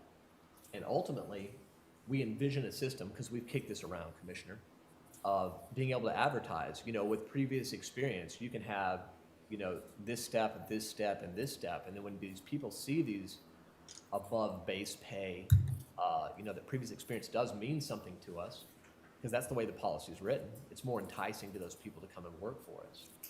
And we can check those people's prior experience because, Adrian Renette, when we do backgrounds, it's not like we're taking their word that they're a jailer. They have a TCOL license. We can check their time in service directly through TCLEDs and see how many years in service they have, where they worked out, what date they started, what date they ended. So I think that is a fairly well vetted system. Other than, people have kicked around the idea of trying to do a hiring bonus. We kind of have a mechanism with that I just spoke about that's already within the policy. So we don't have to come up with anything new if we can just get a green light to say, run with that, or we're okay with that, because it would certainly help us. Didn't the state unemployment end in September? Last, Yesterday. Yes, sir. That ought to help a little. All right. I just want to touch base. I'm very Yeah, interested absolutely. in any ideas you guys have And that could bring people in. And we want to expand to Facebook advertising as well, because we understand the HR department, and they do a bang-up job. They really do. When you look at the market, when we're advertising on radio and newspaper, they are effective to an extent. But when you walk outside this courtroom or you go anywhere, the age group that we target, that is our highest demographic, is between the ages of 20 and 32. And when you walk out in the hallway in any business or any shopping mall or wherever you go, what are those people looking at on their phones? They're looking at Facebook. And there are mechanisms to advertise on Facebook directly for employment needs. And it's just we're trying to think of ideas to make the maximum outreach that we possibly can. Because it's important to us, and we definitely want to fill those slots so that we don't have those overtime overages, because it hurts us to work these guys 90, 100 hours, on a timesheet. They cannot maintain that forever. And you'll have turnover because of it. So, Well, and the sooner we can have more federal prisoners in here, the better off we all are. that's another advantage as well. We need to, Yes. okay. If we can help in that, please come forward with it, because if there's some ideas, I'd love to see 300 federal prisoners in there. Us as well. Okay, any additional questions? I'll move on. Slot number, this is gonna be a new slot. It is listed as the very last thing on your list, the patient care coordinator. This is a new position that our director of nursing is wanting in our medical department out there at the jail. It's kind of a dual role person, and he has a very long, drawn out explanation of what this person does. And essentially what he's asking for, it's an infectious control, infectious preventative, and also interdepartmental coordination nurse. They're responsible for the implementation, regulation, and compliance of communicable diseases. And when we say that, we know it's a hot topic. You just say, oh, it's corona. Before that, the jail's responsible for reporting all kinds of communicable diseases other than corona. That's not even on our radar blip as far as this particular position. That would be rolled into the long list of reportable TB, hepatitis, HIV, things like that are always the primary concern in a jail setting. Not that corona isn't, but it has just become that recently. They're identifying high-risk patients, documentation for tuberculosis screening, for every inmate has to go through required daily, weekly, monthly audits and maintains all program requirements. The nurse will also identify patients that have communicable diseases, make the appropriate referrals, make the appropriate reports, ensure that we are in compliance with all of the health department's regulations. They'll also do all the coordination for outside facilities. So we have inmates that receive specialty services that have communicable diseases that go to outside, that aren't handled directly by they go to specialists. And there is paperwork and reporting procedures that have to be maintained for that, and coordination between to ensure the continuity of care between these people when they go to these outside sources to bring them back to our facility. It even has to do with uniform health status reports for like our MHMR guys. This person is going to be doing all the coordination on all the medicines, medical supplies, the 3-day supply of medicine to another facility, the medical information that's provided to that other facility when transferring these individuals to other facilities, and when people are transferring people back to us who have medical problems as well. So this person is, it's being done by several people now, and they want to centralize that, as it makes more sense to us as a department to have that single point of contact for all of the communicable disease and interagency coordination. That'll be a busy person if approved by the court. The last request is in regards to slot 1005. This is an MOE, and this is not a request for a new position. This is just a change. There are currently 2 positions that are classified as electronics technician out there at MOE. The 2 people in those positions the 2 budgeted salaries are very different.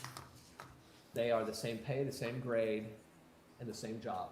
We pulled the job description from those prior people that hired into those positions. The job description is identical amongst those 2 people. They did not sign up for different duties. They are currently engaged in the same duties, and we are just asking the court to increase the salary, budgeted salary of position 1005 to bring it in line with the other position that is already out there with the same title and duties, which is 433.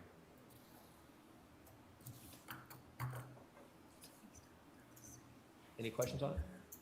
Any questions? Okay, My only question would be, can we take a 5-minute break? well, I was hoping he was gonna run out of air here pretty quick. He's already punished me, with the font on this handout. Yeah. I think he's vision shaming me. Well, So if y'all want to overall look, that's it for us. If y'all want to overall look at our budget, these are direct pull from the auditor's data that you see in this chart. These are the lines that have changed within the departments. They are not departmentally sorted. Okay. That is, if you took every line and combined it into one department, what it would all look like in 2021 versus the FY22 proposed. So that just gives you an idea of where things are, what things have increased, what things have not increased, because I know when you're looking at 7 different departments, it kind of runs away from you. Do we have that? I can send it to y'all. No, Yeah. that's not part of the auditor's standard. Now, if you wanna put together a summary deal, in addition, and have those, we need visuals, so I can see them good. I understand. It's easy to see the lines, and I never know. Some people like the numbers, some people like raw data, and some people like the charts. So Okay, we can certainly provide it to you. all right. And then just to kind of sum up the personnel explanations, it was, it's a combination of things, 6 actual reclassifications of positions, so turning those positions from a jailer to a deputy to meet their needs, or whatever the case may be. 8 brand new employees, including those 4 MHMR. 24 changes to the base pay amount for the jailer corporal, which, would change 1, we change them all based on our base pay, step pay plan. And then 2, just increases in pay for employees that are not included in our step pay, base pay plan. So we can come back to those. I know we'll be talking about personnel. Yeah. Next week as well. So if you can be available to, just to help, Absolutely. um, Let us know when you need us, and we'll be we here. have any other questions? But description-wise, I think they have. And we have just a slight rundown. Most of the things that we've already talked about that we can make available to the Okay. clerk, to the auditor, to everybody. All right. Thank y'all very much. Thank y'all. All right. Thanks, David. Have a good day. Be safe. Take a 5-minute recess. Beat those guys out.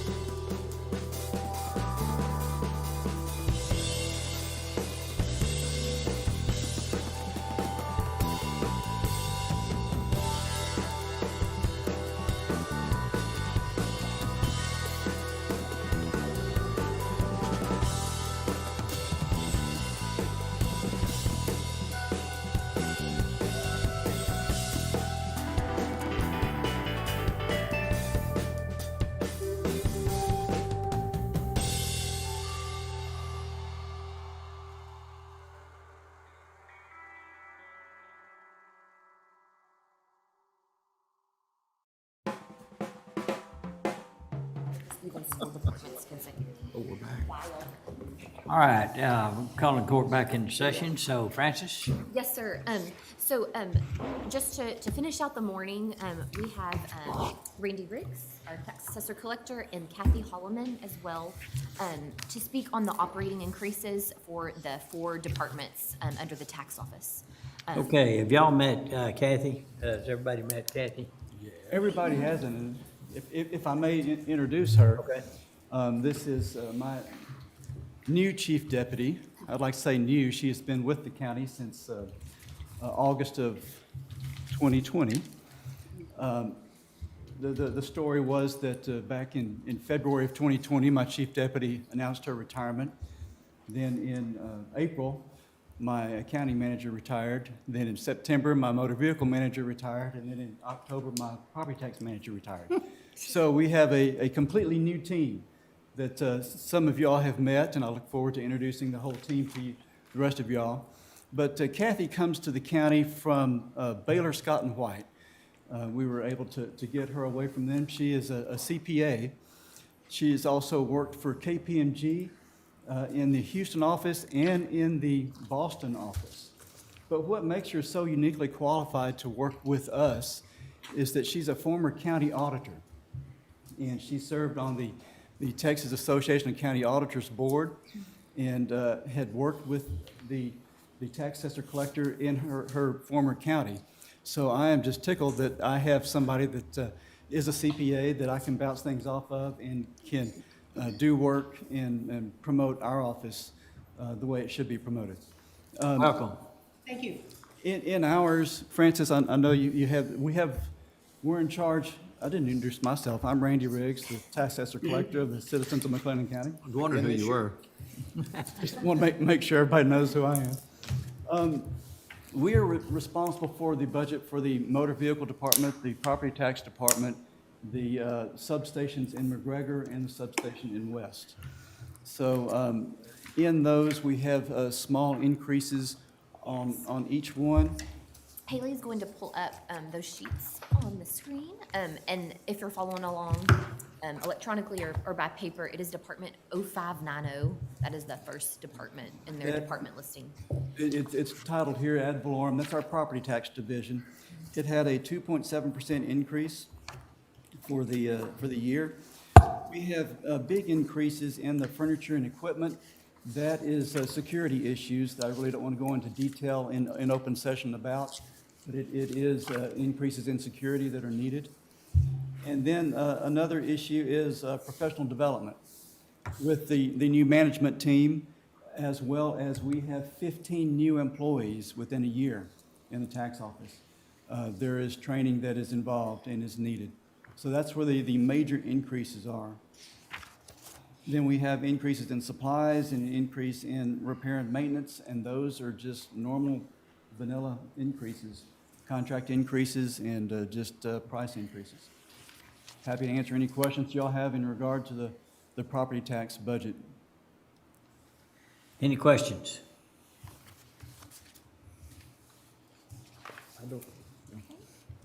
I only have one comment. Go ahead. No, you go right No, this ahead. is not related to the budget, so you go ahead. Oh, I was just gonna say, Stay on point. next up, Department 0592 McGregor Substation is up next. In the McGregor substation, it is a 59.42% increase over the prior year. That huge increase is because we only budgeted $4,800 for them last year. The primary increase is furniture and equipment, which is a security issue that needs to be resolved. And then normal repairs and maintenance is just maintenance contracts increase. What's the security issue? Because I thought when we built that place, we pretty much covered all that. What? I would prefer not to go into the details of that specifically. Well, I would like In to, open at some session. point, I understand that. I'm just curious what we missed when we, because I thought we had that covered pretty good. And I would love to tell you, because I can tell you specifically, but I don't think it's in the best interest of the public to say it in open session, but I will, if I may, discuss that with you. Yeah. What's the cost? Is that 0592? $2,750, $2,750. It's 0592? Yes, sir. Okay. Okay. And I do apologize to you, Commissioner, because I do want to get that information to you. And I feel a little awkward not being able to discuss it, but I don't think it's in the public's best interest to discuss it openly. Fair enough. We also had retirements of in both of the substations as well. The lead person there in both McGregor and West retired this last year. I want y'all to understand, it's not that we're tough to work for. It's just that they've been in the county for a number of years and have deserved and have earned that retirement. Sure. Next is the West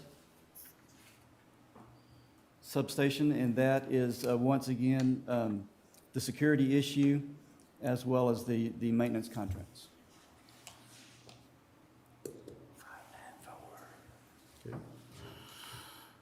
Part of the increase in the maintenance contracts is we added a QR code to our queuing system so that it helps with the social distancing for those who still desire to do so.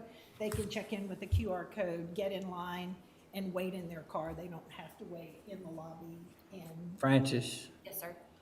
that brings up, before I forget it, because I wanted to say it while the sheriff's department was here, but there are certain things, certain requests that are coming in that could, it appears that there's a possibility they could be covered by the rescue plan. Definitely.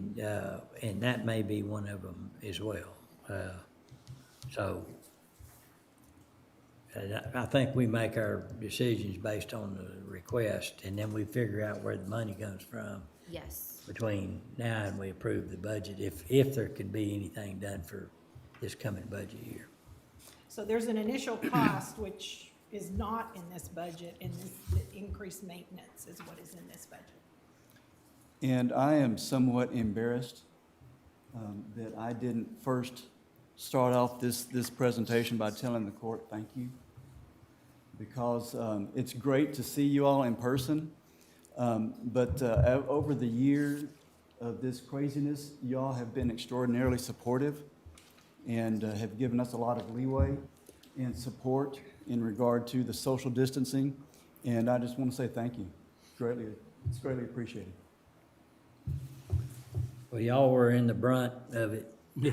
Y'all were the front line of the battle Well, of the rules. It's for an COVID. honor to serve, and yes, it was unique managing through that, but we were able to pretty much keep the doors open after the first onset Right. from May the 4th of 2020 on.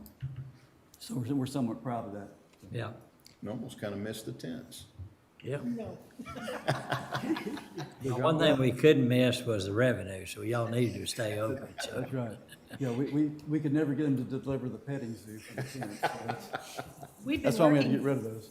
We've been working on the QR code for months, and coincidentally, it began the day the tents came down, so it was Yeah. interesting the way that worked out. Right.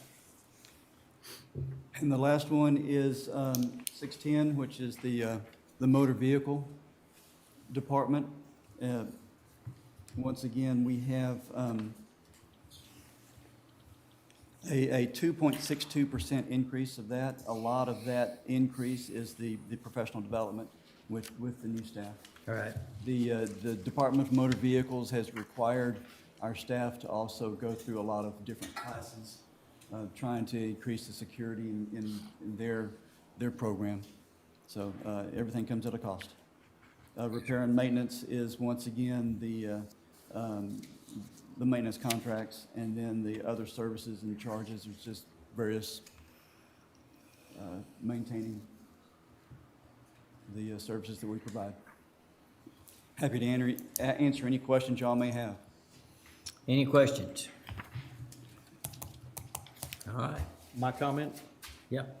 accolades to the gentleman who's the newly elected president of the Tax Assessors Yes. Collector Association in the Saw state of that. Texas. No, well, thank you. Yeah.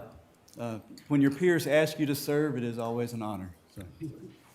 Yeah. You have to earn it. You You have to earn represent it. the county. I do want to touch base on some personnel issues. I know that you all will be discussing that on the 8th, and that is some family time for me. I will not be here, but I'm glad I was able to introduce Kathy to you. Right. And she will be here to answer any questions that you all have specifically. But what we have determined is that there are a couple of additional positions that we need because we are not satisfying the state's requirement of transferring titles within 72 hours. A challenge that we think we can solve with the additional people. We also had asked for an increase in some salaries because what we have found is that our entry-level salaries are not sufficient to get the people that we need in our office. And as we raise those lower salaries, then we feel that other employees are entitled to that type of increase as well. So that's why we put that before you all. We appreciate the courts allowing us to manage our office, and we trust you all to manage the finances. So I wanted to give you that opportunity. We do provide a different service throughout the county, and I think that when we have people leaving because of pay, that it's something that we need to address.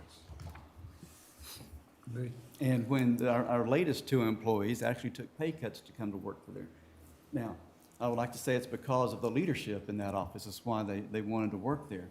But when they take a pay cut, it's just a disincentive almost.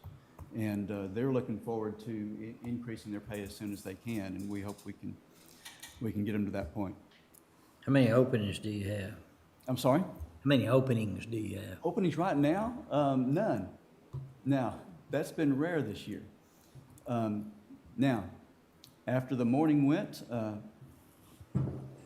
by the end of the week, by the end of the day, we may have a couple. You haven't been back to the office yet, so. It does happen. We'd like to, what we have done also is we're about to roll out a new culture within our office that we feel like our employees should abide by. And when people depart from that, then we will be calling HR and working with them to make sure that the culture is followed as kindly as we can. Okay. So I'm sorry I'm going to miss the discussion on the personnel issues, but I have faith that Kathy will be able to answer all questions that you all have. Thank you for your time Okay. today. Any other questions? Any other questions, anyone? Was I under the 30 minutes? Good to meet you. You good? He was got supposed Tim's- to bring it over yesterday. He never did make it down the hall. Oh, he thought you were coming to our office. No, he said, can I bring it down? Oh, we'll communicate. Communication, It's key. so important. Part of that culture. Part of that culture. Part of that- Absolutely. Sorry we missed Commissioner Jones. Is he on virtual or? I'm not sure. He was not able to be here this morning. Okay. We knew that a while ago, so. All right, thank you. All right, thank you all. Appreciate it. And so then I think, we'll recess until 1:30. Okay. That's what y'all would like to do? Yeah. I was So, gonna ask you a question. pardon me? We got through. I was gonna ask a question before. Yeah, we sure. recess. We got time. We've got time. I was just gonna 10 minutes. make closing remarks. Oh, I know we talked about the methodology of who we're gonna call in and talk to. Like we just got through talking to Randy, and he has, going by Francis's worksheet, like a 1.5% increase in it. One time we said if the increase was like under a certain threshold, that we wouldn't necessarily revisit it. But I know they're gonna point out to us any oddities, irregardless of the increase. Are we gonna still kind of do that? And Well, the fact that it was a low percentage, it didn't take him very long. No. So I think if we can quickly run them through, but if there's something that, no increase and you don't see anything, I think the court's okay with Yes. moving forward. And definitely, and we'll go through those quickly. That one, there was multiple departments, not high increases, but lots of increases, but we didn't have a lot of background information to give you as to why it increased, so I Yeah. wanted him to tell you in his words. And I know there seemed like there needed to be some more discussion on some of those things, but Yeah. but yes, we'll continue like that, where we'll just we'll give you the information we have, and then y'all can let us know if you want to bring anybody else in that we don't already have scheduled. Okay. Let's see, and then after lunch, we go IT. Yes. Will that be the only one? And then Heather Travers is gonna join us Oh, right yeah. after IT, and she's just gonna give you some information on some Right. things for next year and current year as well. Okay, and I don't think we'll have any problems keeping this timeline, but there's a 4:30 rural transportation meeting, so if we can be done by 4. Yes, I asked Heather to be here at 2:30. Yeah. So Her report's gonna be short. definitely, so we should be done in plenty of time. Yeah, okay. All right, anything else anybody might have? Back here at 1:30? 1:30. Okay. All right, it is 10:50. We'll recess until 1:30 PM today.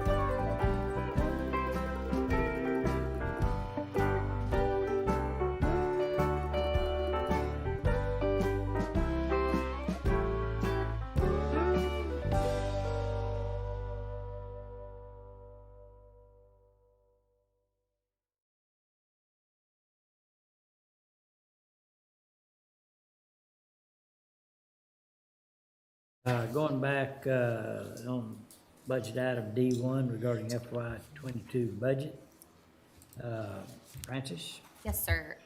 So this afternoon, we'll start out talking through information technologies requests for next year. So we have Lisa Fetch, the IT director, with us. So we'll go through some items within their operating budget, capital outlay request, as well as the IT assessment list for next year for all of the departments in the county. Okay, were you gonna put anything on the Yes, screen? ma'am. Okay, just checking.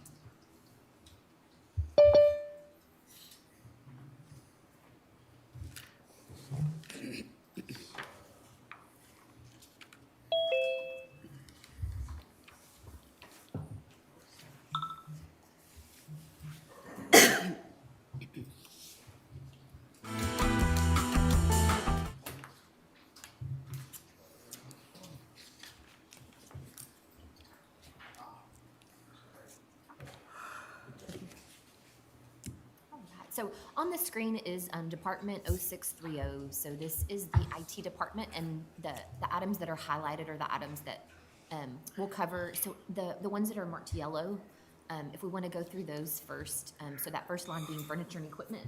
Okay, Just talking through the increases there. okay. All right. We have an increase of, I believe, about $52,000, and this was due to the addition of necessary hardware replacements and emergency contingencies. So some of these allocations I'm going to run through with you. So where we have aging data switch replacement carryover project, we also increased this for, let's look, oh, these switches will go to the courthouse phone switches, SO phone switches, NX phone, and CSCD phone switches there, as well as JP2, Road and Bridge 3, Road and Bridge 4, and JP4 for data switches. So that expense was $73,750 as a projected cost. We also have aging access points that need to be replaced. We have a count of 22 that are going into life, and so that allocation was $6,125. We also need to have some UPS upgrades. These will go into Highway 6 and CSCD phone switches there as well. Okay, on the UPS upgrades, we have those slated for Highway 6, courthouse, records, and annex. That expenditure is expected to be about $17,000. We are also going to be installing auto transfer switches at Highway 6 and Jack Harwell, IT, records building, courthouse, annex, SO, and juvie to better manage the change of the power supply. This will also align with the backup power project at the jail. That allocation was $15,000.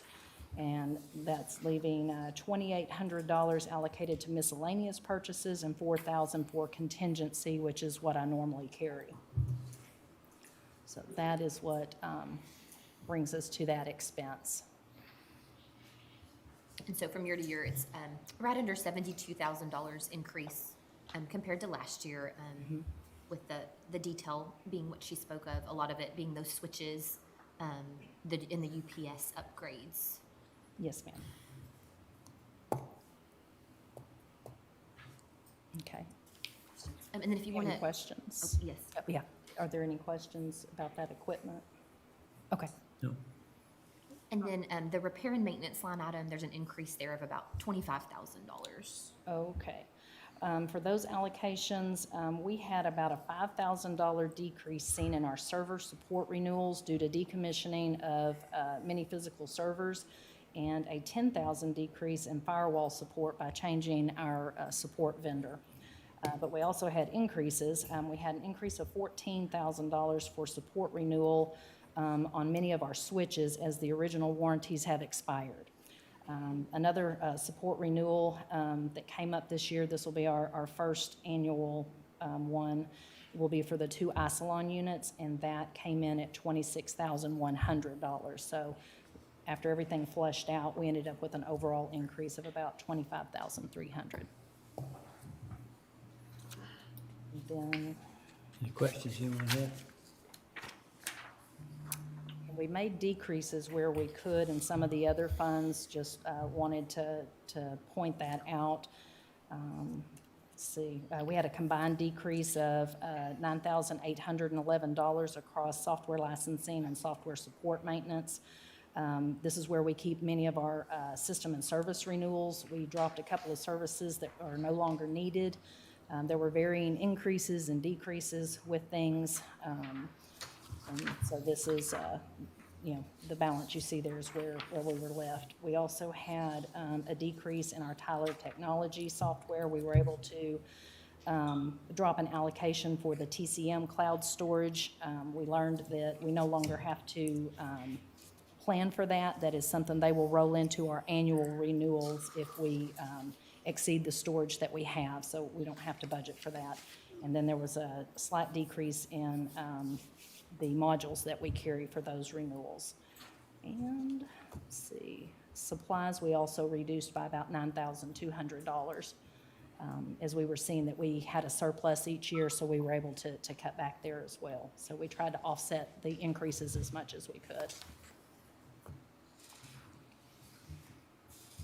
So those are the operating increases there, other than the IT assessment line, which we'll get to here quickly. But if there's no other questions there, then we'll move on to the next topic.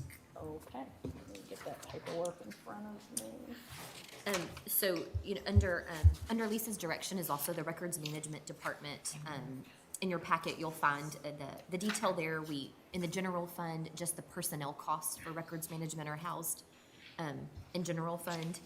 The operating expenses are housed in the special revenue fund that's applicable to those charges. And we've gone through those in the last few days, and they were good with explanations there. So I think we can move on to capital outlay, your capital outlay request.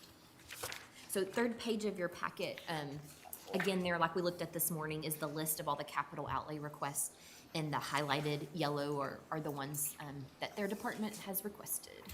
Okay. I'm going to start with the recable at Highway 6 in House. This is a carryover project that we talked about last year. Due to all the fun distractions of COVID last year, we were not able to pursue this. So we've carried it over. This will be a project that is outsourced for the labor and materials. Abatement will not be included.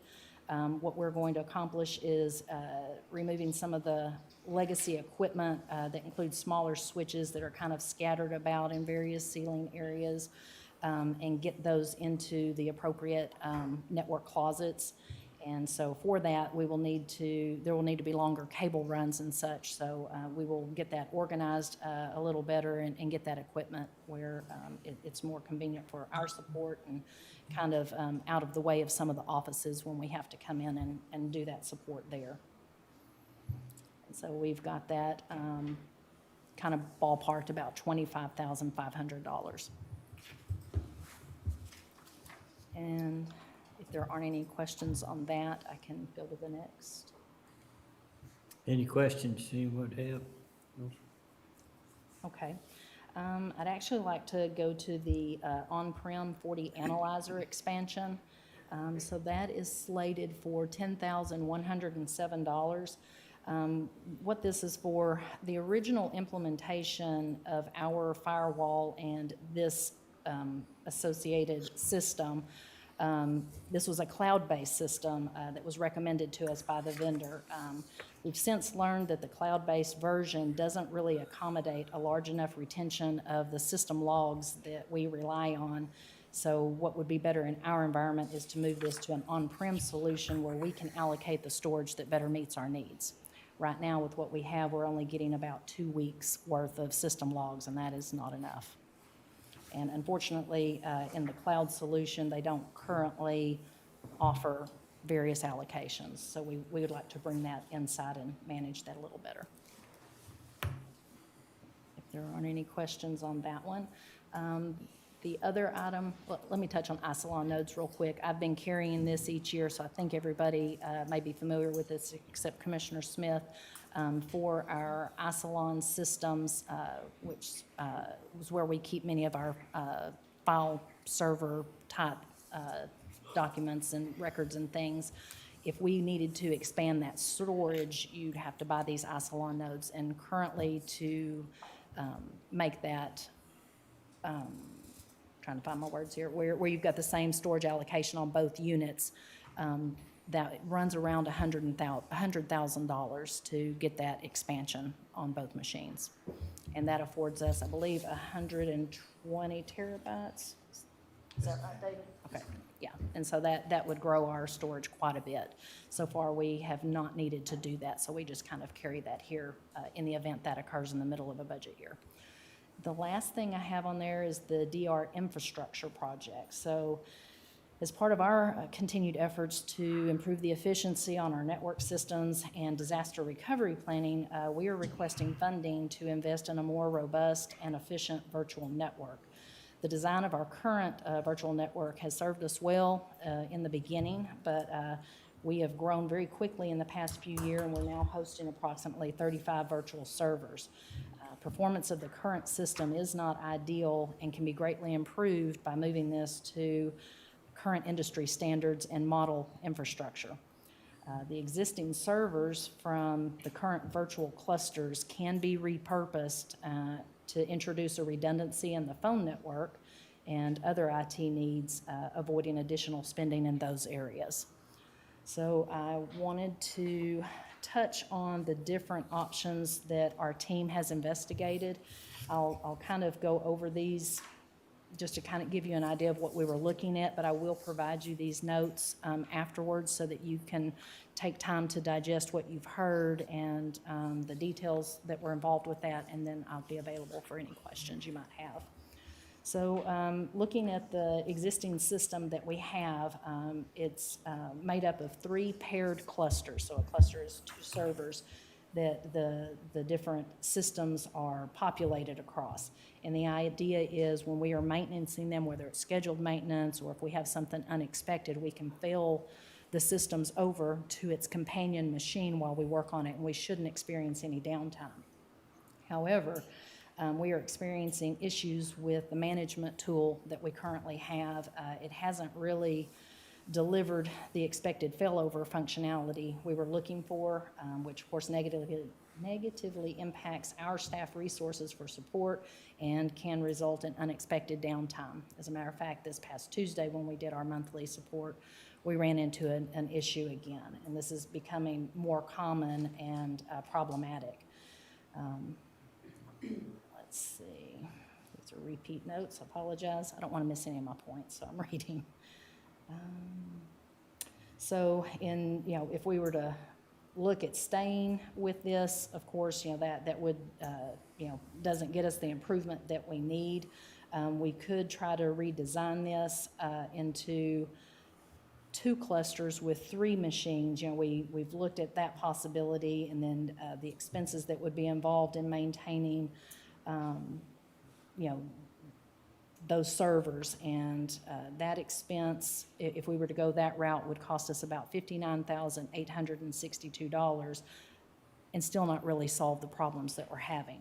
So our team went to Dell and they talked to them about what they had to offer and kind of what the new standards are, what people are using out in the industry. And so they offered a couple of options here.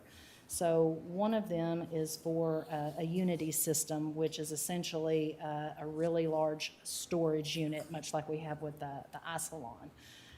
It would still need to be paired with servers to provide that management of the switch over from one system to the next, the failover process. So in looking at that, it would provide a more consistent and stable environment, because we would not have to rely on the management tool that we currently have. There's one that exists in this system, but it would still require a great deal of work by our team to rebuild those servers, and then there's the ongoing maintenance with those servers. The expense for that, if we were to go with a single Unity unit and then build out the accompanying disaster recovery, the replication, that would cost us $125,165. If we were to move with 2 units, dual storage units, allowing us to repurpose those existing servers in other areas, That expense would be $194,187. So it would be better, but we don't feel that that is still the ideal solution we're looking for. So the final option that we've looked at is the VX Rail system. What we would recommend using here would be the dual units.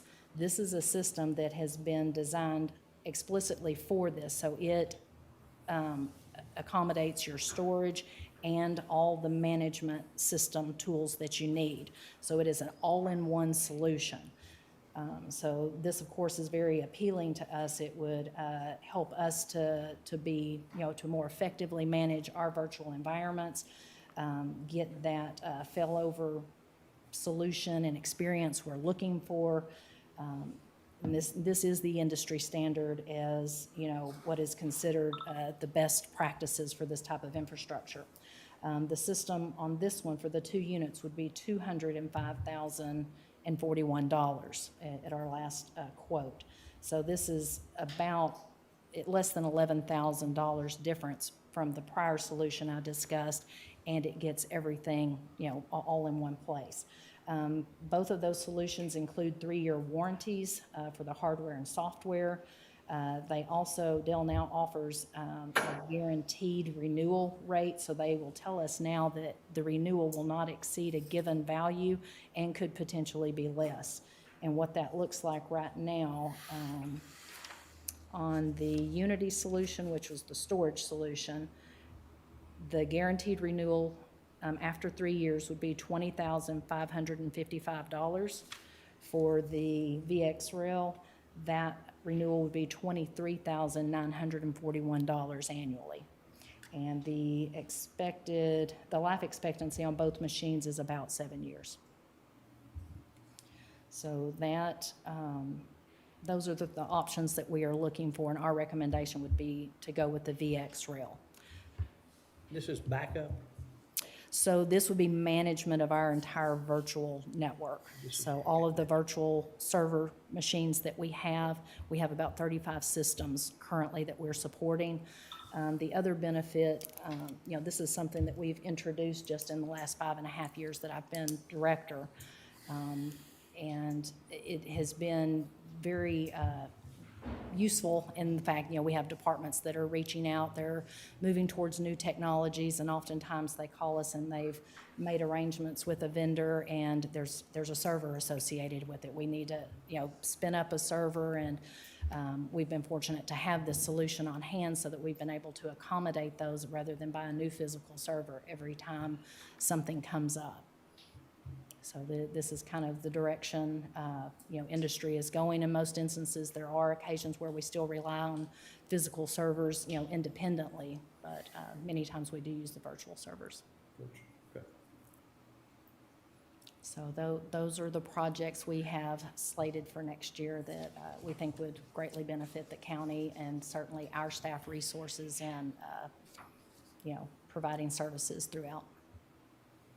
Then we keep a dollar placeholder in the Isilon nodes just in case Yes, sir. we get a capacity issue again.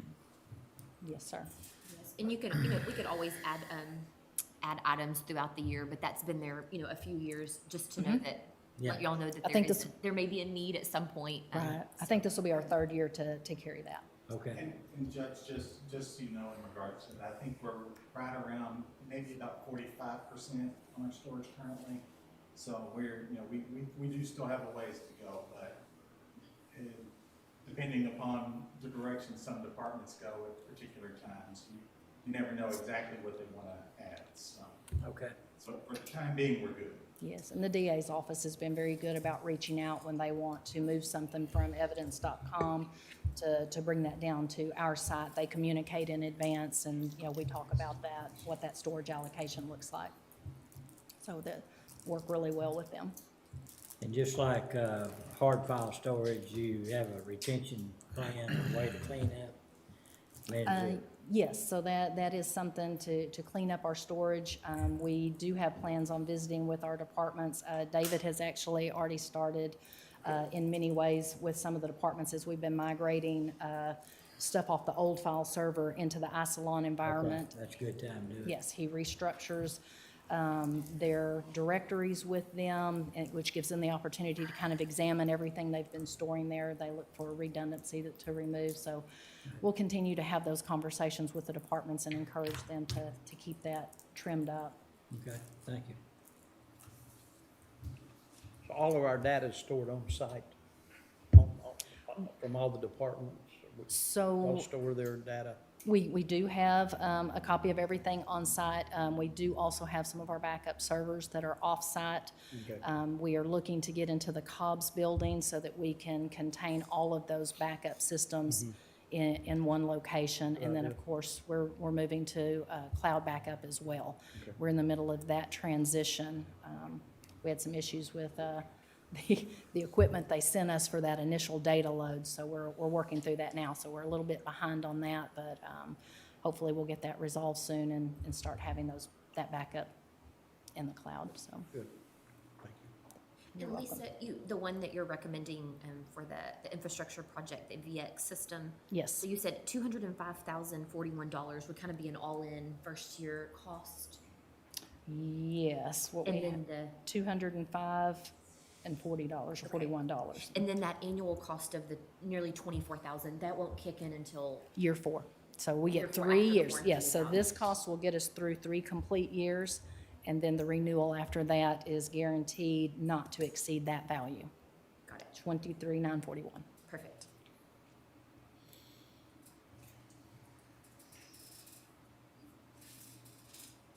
And again, I'll provide you these notes so you can kind of look at that a little bit closer at your leisure, and if you have any questions, we're happy to answer them.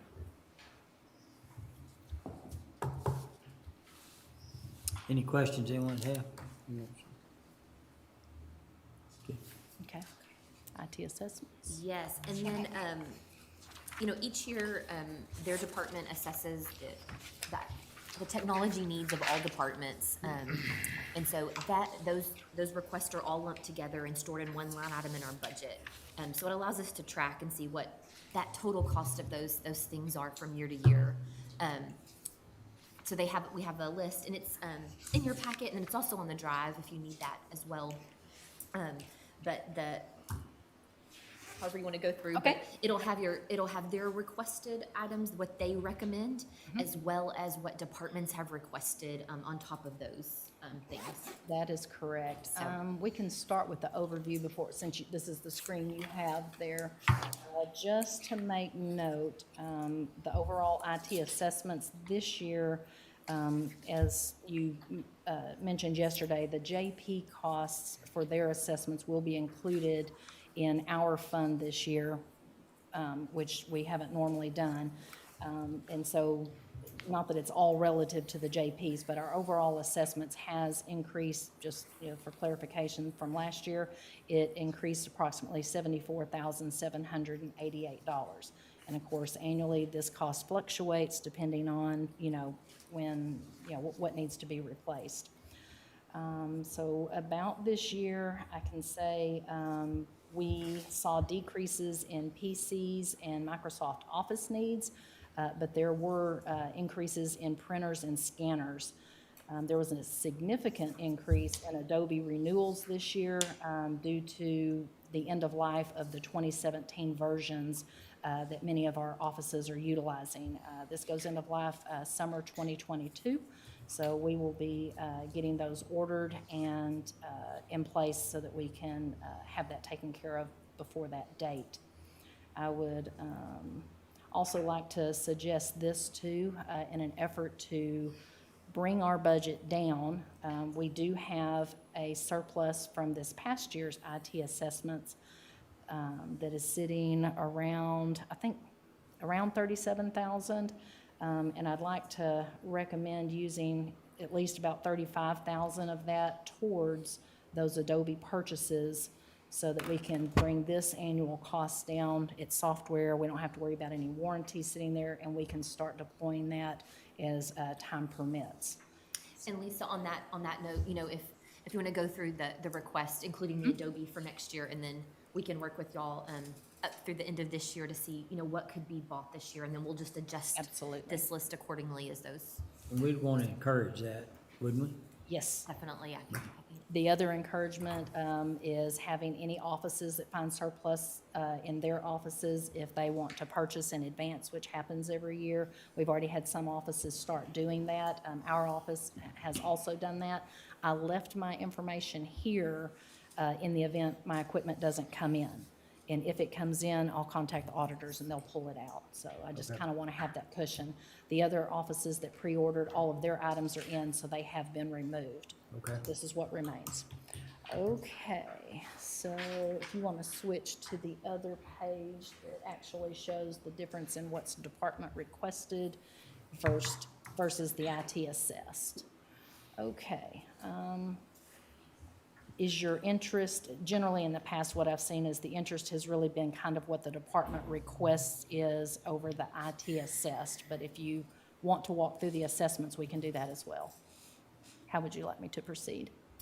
Just like last year. Just like last year? Okay. And so those, like she said, that IT assessment column F, those are things that are replacing or Existing. necessary, and are recommended by the IT department. Yes, so these will be all pre-existing hardware, software. Software would be upgraded due to end of life. Hardware would be either, the same thing or operational, maybe it's not performing, the performance is down, those sorts of things, we're going to make that recommendation to get that equipment replaced. So that's where your IT assessments come from.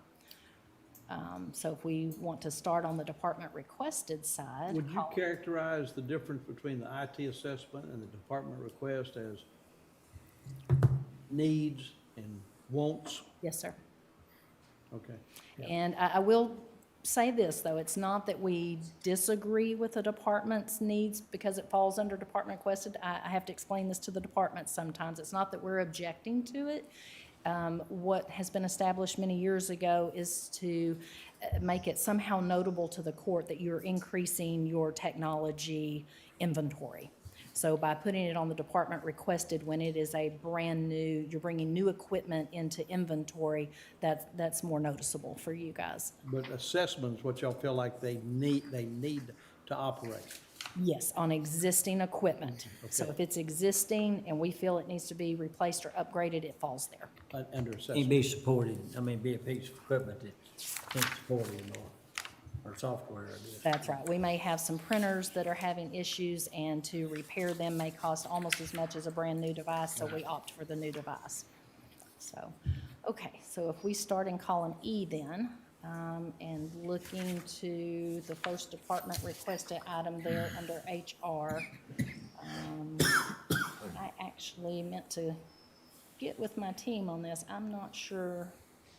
Lisa, do you know by chance what this laptop and supplies were needed for in HR? I didn't have a notation for it, but just off the cusp of my head, I want to say that it was for open enrollment. Okay.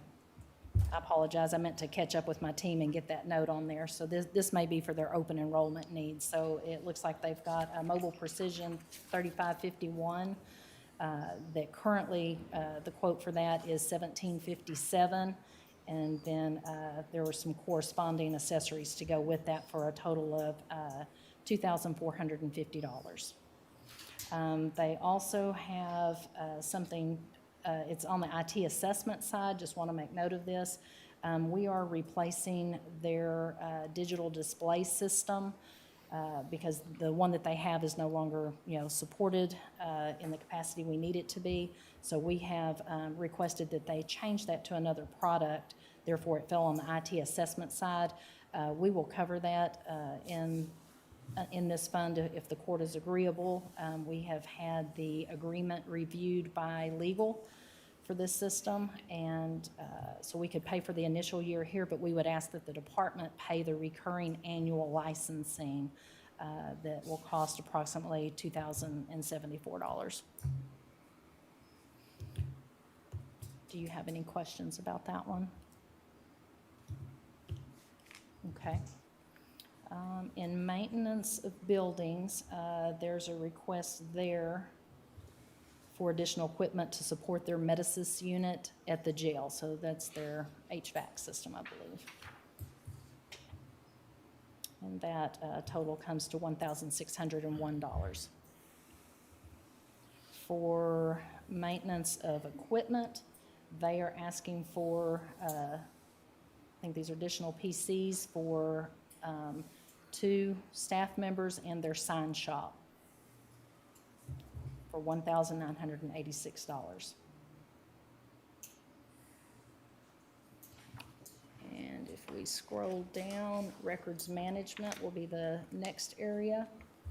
Currently, they are using an IT loaner to take this laptop. So they've got a mobile unit that they may use throughout the archives building as they're performing their indexing and data entry for their InfoLink system.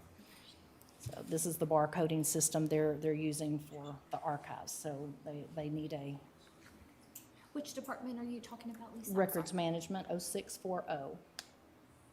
I think we, Oh, did I skip myself?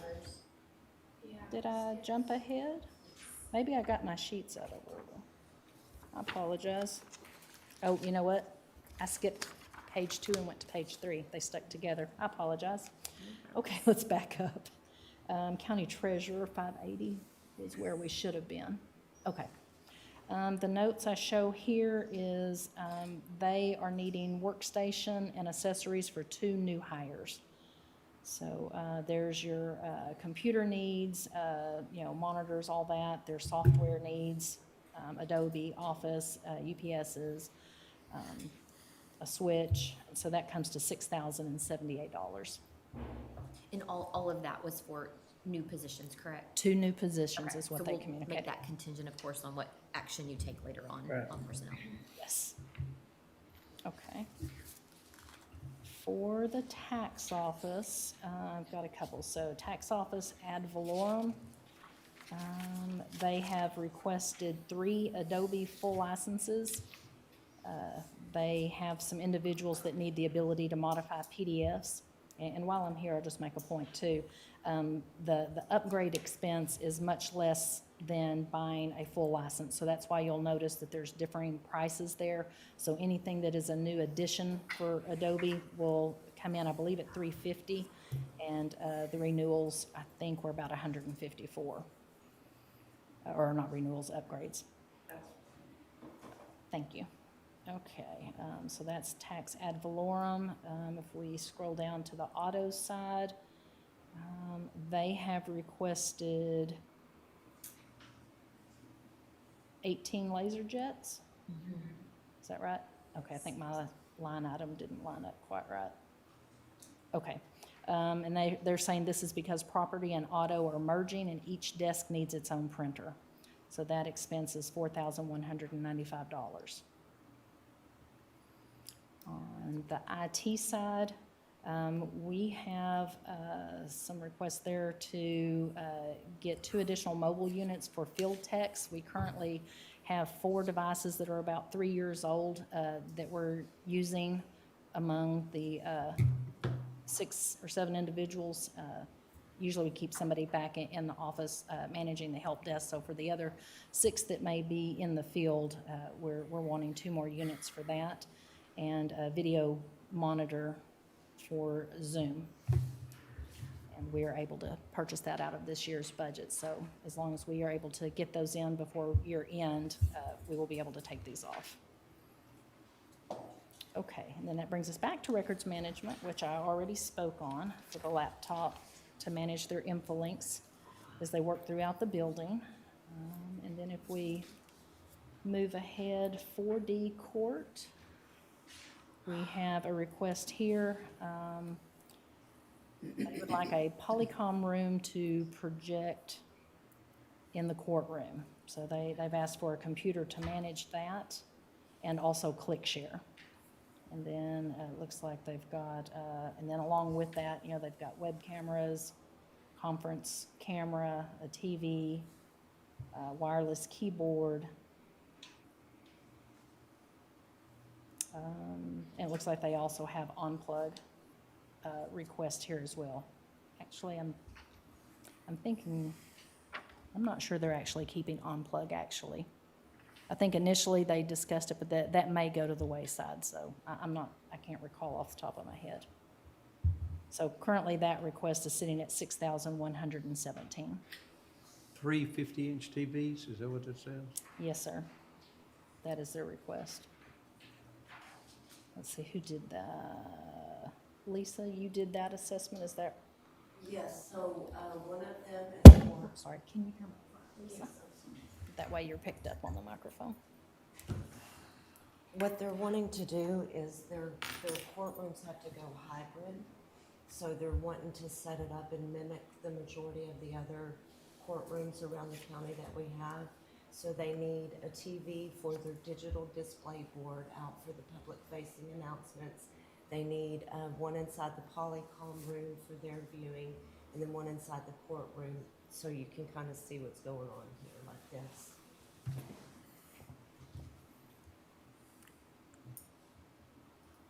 So they're about $400 a piece. Yes, sir, at the currently.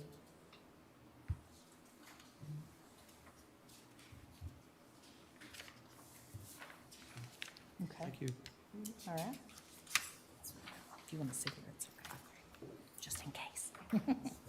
On the district clerk side, they've got a request in. They've been working with our team to evaluate some different solutions, so they haven't really settled on the solution they want yet, so we've kind of earmarked these values with some of the items we're looking at.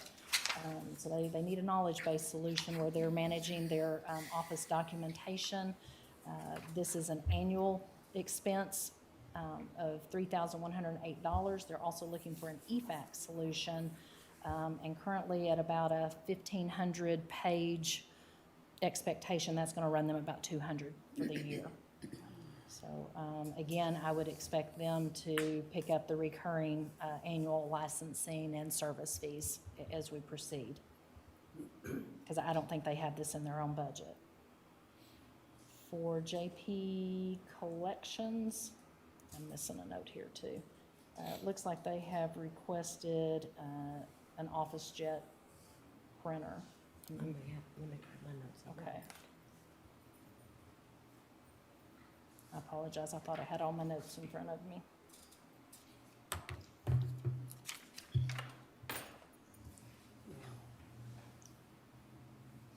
If you don't. I don't have it Okay. either. William, are you online? Yes, ma'am. Can you answer that question? You were the one that did that assessment for JP Collections. There's a request here for an Office Jet Pro. Do you recall what that need was for? They have a older inkjet that is no longer compatible with Windows 10, and it was recommended to replace that device. Okay, so that should have actually fallen on the IT assessed column as opposed to the requested. Yes, ma'am. Okay, that's an error on our part. Sorry about that. So we can move that over to IT assessed. Thank you, William. Yes, ma'am. Okay, and moving forward to JP11, there's a request here to replace a loaner device that they are using for their part-time staff, which also includes a license for Office, and so a computer and a monitor as well. So the cost for that is $1,145. JP3. The request here, there's a number of things. So currently, it looks like the judge moved his PC to the courtroom for a period of time. He is now wanting to move that back to his office, but wants to continue to have one in the courtroom. So that would be new equipment for him. So he is requesting a computer there. It looks like he has 3 webcam monitors requested to participate in Zoom meetings, looks like for multiple staff. And then he's got some printer requests here with paper trays. One of these will replace a loaner that he is using. Another, he is saying that he needs to print death certificates to fax to the Waco mortuary. I'm not sure about the note on emailing here, but either way, I guess he needs to print these for those purposes. He's asked for Apple AirPods for his Zoom meetings, TV soundbar or desktop speakers. Another printer here for printing case files for retention, and a ScanSnap scanner, 2 of those, because he says there's a need. And so the cost for these requests is $3,890. He wants AirPods? Yes, sir.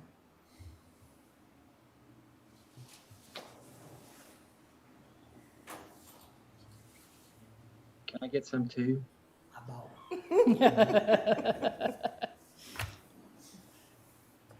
Yeah, you can buy them, you do like me, buy them yourself. So would you like us to make? What do we a- generally, what do we generally Exactly. use? I feel the same way. What do we generally use? Just wired plug-in or Like- wireless? Like So- what she has. Here's an just, example We over have here. wired or wireless, yes, right? and They're it- wireless? it's, How much are they? They run anywhere from 120 to, I don't know, you could get a cheap pair for $30 if you just wanted to listen. That would be an item that we wouldn't necessarily take back from an employee and provide to another employee for Right. health concerns, so Yeah. the little throwaways or disposables that are inexpensive are more preferred.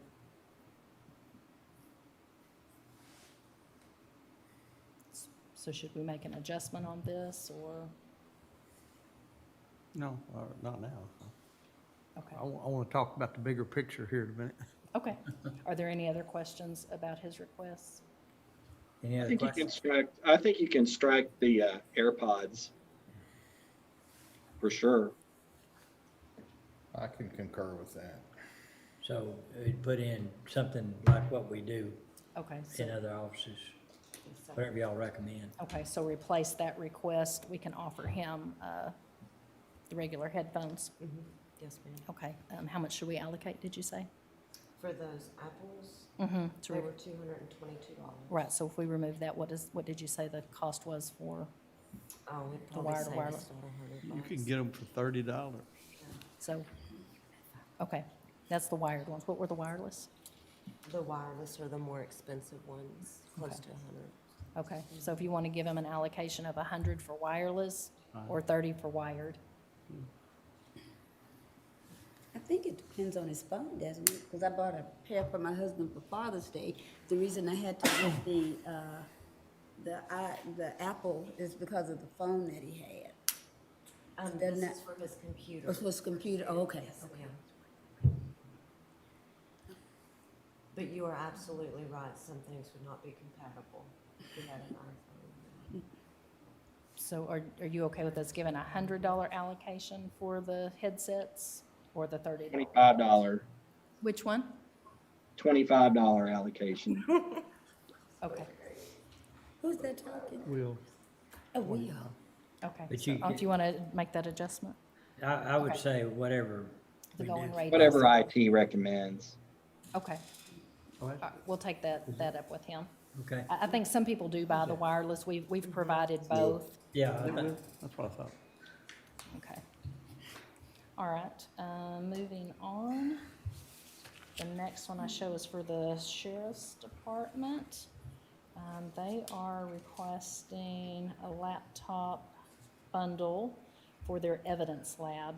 This is a situation where we had already replaced this device in FY '21 as an IT assessment, but they ended up keeping the old one because it was needed.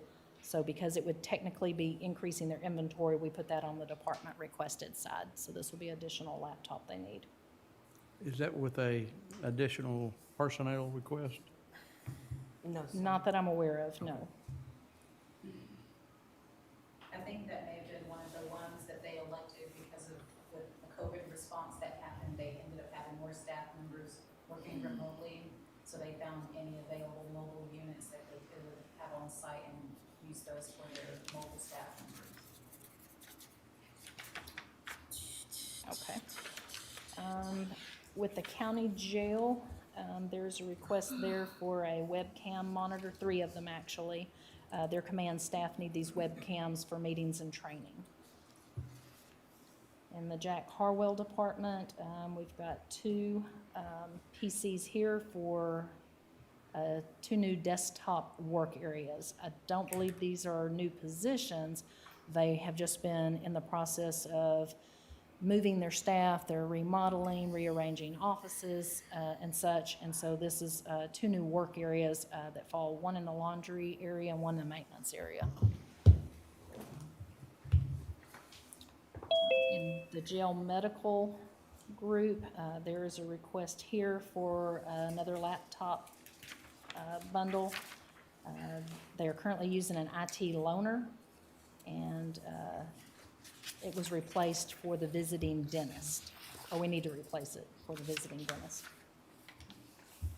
They also have a Dell 2-in-1, 4 of those requested to replace the Surface Pros they're currently using in medical.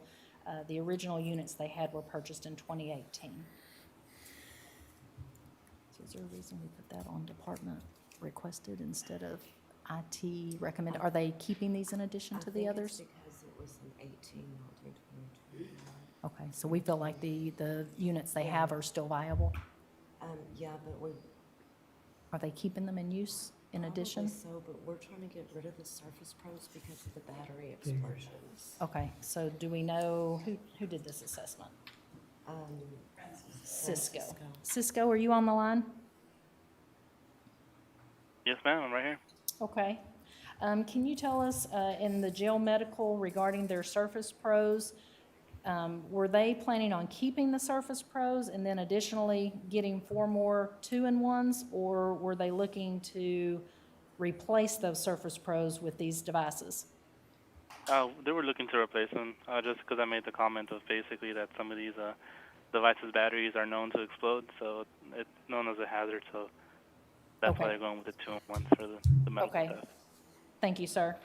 So again, I would even move that, consider that an IT assessed item, because that is a recommendation. We've Yeah. seen a number of them have the issues with the batteries, and we've taken them How out. old are they? They're only 3 years old. Yes, ma'am. In 2022, they'd be 4.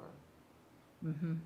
So by the time we get these in FY '22's budget, they'd be going on. That's kind of the useful life of the batteries.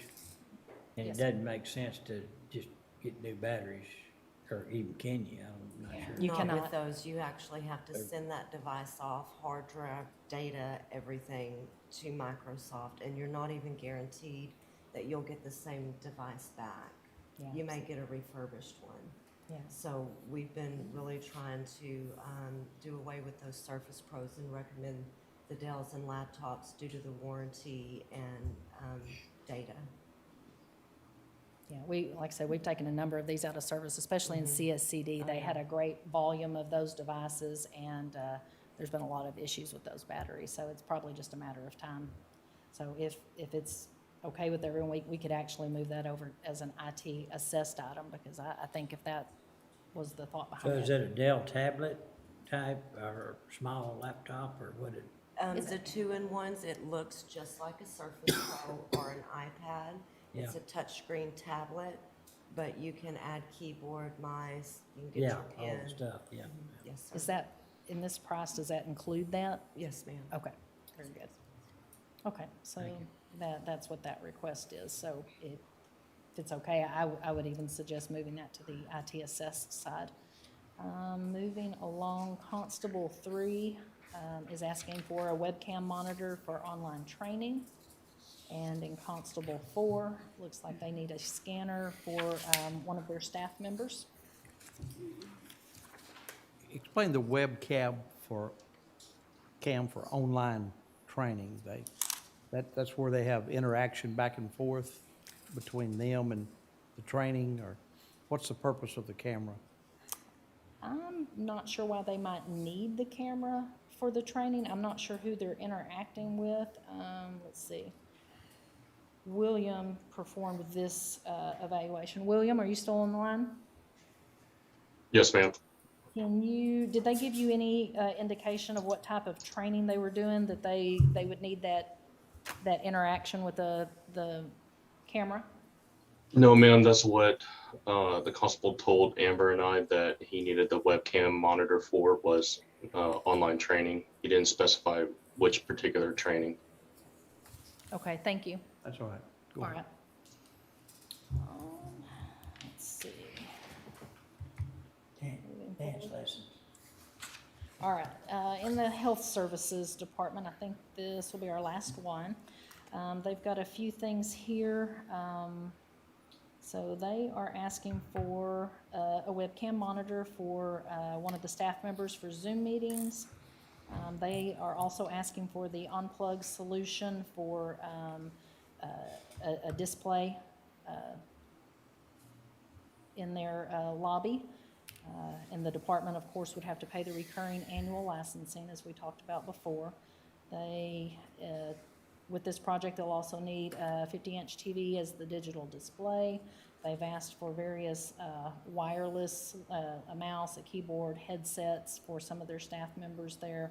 Looks like we got 7 mice, 1 keyboard, and 2 headsets. They're asking for an additional printer to print documents for their clients. And a scanner. They're doing daily scanning for death certificates directly into their track system. So that expense for those requests is $3,597. Don't do those scanners no more. Oh, do we need to change the price? Are desktop UPSs the battery backup, or what is the UPS? Yes, sir. It's just a battery back? Yes, sir. The unit? Yes, the small one at the workstation. Okay, and we don't ever just buy, and I know what goes out are the batteries, the internal batteries eventually go out on those. And can't those be replaced, just the battery in those units? Yes, they can. And purchasing can buy them, we just don't, that hasn't been our practice to pull the battery out. I think the batteries are, last year when Misty and I spoke about this, they were close to $100. And to get a brand new UPS unit itself is only $120. So I think, I can't really answer why we don't just replace the I just saw a battery. bunch of them on there going down a list, a bunch of them. Yeah, and It also would take, sorry to interrupt, the user out of commission for their daily workflows if we wait for batteries to be replaced, especially if we don't have another UPS available for them to use in the meantime until the batteries come in. And sometimes during the year, if something goes out unexpectedly, they normally go to purchasing to get those replaced. But while our team was out doing assessments this year, they were noticing a great number of these had been, years old. So we wanted to go ahead and incorporate that. Don't they tell you when they're, I mean, they beep for you, don't they, when They they go scream out? at you. They squeal. When the battery dies, when the battery dies, it You wanna starts go- telling you. Yes, sir. Yes, sir, they do. But the team did notice they were, like you said, Yeah. very. And if you plug out of the battery surge part and just plug into the other part, that screaming will stop. And some people have done that, so if we do have a power outage, their PC is not protected. No, 'cause it's not they're protected because the battery's out. We've circumvented that. And I think that concludes all the department requested items. So overall, it looks like that total for all the requests is $55,007. All the IT assessed items were $161,090, with a grand total of $216,097. Lisa? Yes, ma'am. The wireless headset that they have for county health services, is that different from what JP3 was asking, that wireless headset? 2 of them at $389. Poly C50. That actually looks like it may be for the phones, not for a computer. Oh, that's, okay. Okay. That's from the phone system, okay. Okay. Good catch. There was a little difference in that pricing. Okay. There's the cost for the scan snaps, because we don't do those no more. Okay, Lisa's caught something on our page here. So under County Health Services, on their scanner request that says Xerox Documate, We actually need to change that. We're no longer putting those out in the field. Instead, what model? We're doing the Fujitsu scan snaps. Okay. Those are $4.18 a piece. I was going to ask you a question related to that. A department may know what they want to be able to do, but you all recommend the type of equipment that they're going to get, right? Okay. Yes. Okay. We try to do that, you know, support-wise, we're trying to be consistent in a lot of the equipment that we have out there that we're supporting. In some instances, you know, maybe a department can make a case for something different, you know, maybe they have a different need. But we do look for some consistency in that. You know, there's a variety of scanners and PCs and laptops that we look at. We try to take into account the workflow of the individual or that department and, you know, make that recommendation accordingly because some people's, you know, use of a product, you know, may be heavier than someone else's. So we do try to take that into consideration as well. So on the department request, they make their case to you about that? They And express if that- their, They make the case to you why we want that, that's on that request side. yes, But still, you, in your assessment, this is what they need over here, yes. So even after they make their case to you. for us, you know, we work with many elected officials and such too. You know, they're telling us what their needs are, and we just bring it back to the court, you know, They tell you what what they'd like to have. they'd like to have. Yes, sir. But in your assessment, this is what they need over here. Yes. So of the established products that they have, we review those, and then we ask them, do you have any new projects? Do you have, you know, are you hiring any new people? Do we need to have equipment planned for this? You know, we have a slew of questions that the team goes over with each office when they meet, you know, because we try to capture all those things in advance. And then we bring that back to Commissioner's Court for review. Okay. And here's a little example, like the maintenance of buildings, they're wanting that laptop for the medicines. They currently have 2 laptops in their department. One of them is the director, the other one is an on-call. So let's say the on-call laptop is at home, and then we have a AC issue at juvie. While they're asking for it, I definitely see that they could benefit for an additional laptop, but it's not an IT recommendation because I don't recommend it. Well, it's not you don't pre-existing. currently have that equipment there that needs to be replaced or upgraded. So again, it's not that we're disagreeing with the need, but to communicate that you are buying new products and growing that inventory, we put it on the department requested side. And then, you know, we're not perceived as making those decisions on behalf of an office as well. So we just bring that back to the court. Okay. Are there any items on the department request that y'all don't prefer people to purchase?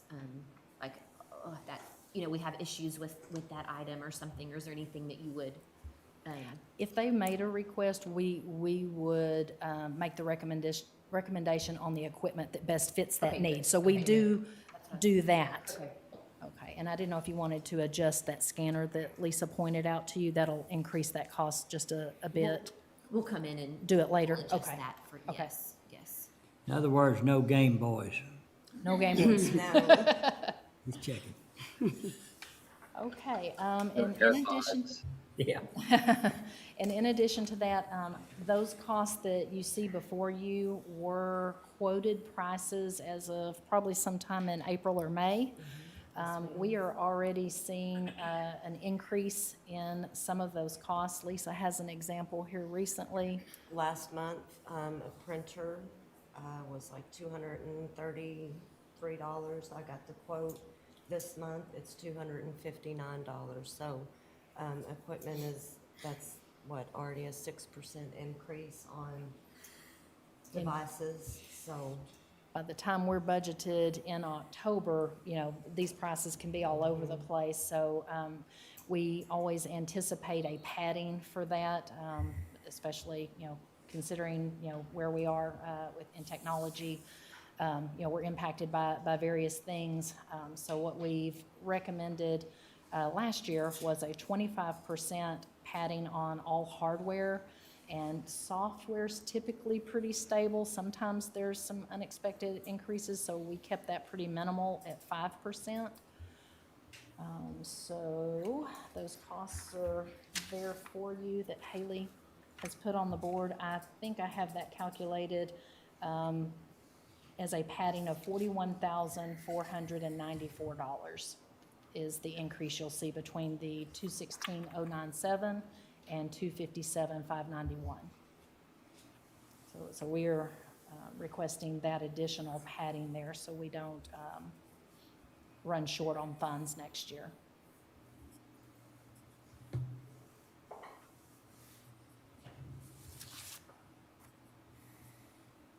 Any thoughts on that? That seems high, but I don't know. Y'all know more about it than we do. Is that how we've done it in the past? Yes, sir, it is. Last year, that is the percentage that the court agreed to go with. Last year, did we have 15%? Man, because I could see once the chip shortage gets sorted out, some of these prices might stay the same. That's my only thought. Yes, sir. We just don't know how to predict what would happen. And what I would say is, if we went with less and we did run out of funding, everybody we purchase on the front end gets what they need. Anybody on the back end, would I have to come to court for each and every purchase? Because we have to set a schedule to with our team to procure these things, get them set up, get them deployed. So this is kind of an ongoing process through the year. So I wouldn't be able to come in all at once and say, I'm this much short. I mean, Yeah, we're and I don't- figuring that as we go. Yeah, and don't mean to say that we're questioning whether there should be a contingency amount in there. Just wondering if 25 is the right one. Exactly. I understand that. And I've had a surplus each year. I have a surplus now. Each year we've benefited from it. I understand we're tying that money up, but we do try to use it appropriately. I know the first year we dipped into, which is the first year we had IT assessments, we were able to cover a lot of the changes that went on with the Jack Harwell transition. We did our best to predict what those technology needs were with the information at hand, but as things unfolded, more things were needed, and we were able to use that surplus without dipping into contingencies. And then last year, what we did with our surplus is much like I'm recommending this year. We bought our software, which software? Office, Microsoft Office. We took the bulk of what was left over. We pre-purchased that so we could bring that cost down. And so I recommend doing the same. So it's of course whatever the court wants to do. I just would like to point out that if we do run out of funding, then I would have to come back to the court pretty much every month to say, okay, this is what we want to order this month, I'm this short, and then hope by the time we go through that process that the price hasn't changed again when we get the order out the door. Okay. We can adjust that percentage if you like. I really wouldn't want to go below 20%. But And how much, that's of course the court's call. How much excess you gonna have in your budget this year? 21? In the IT Current year. assessments, Yeah. I think we're sitting about 37,000. I don't know if you guys can pull that up in Munis. What you have at this moment in time? Uh-huh, in IT assessments. I think it's 503,000. The difference between 20 and 25% is only, what, $7,000 total? Somewhere? Can I change that to?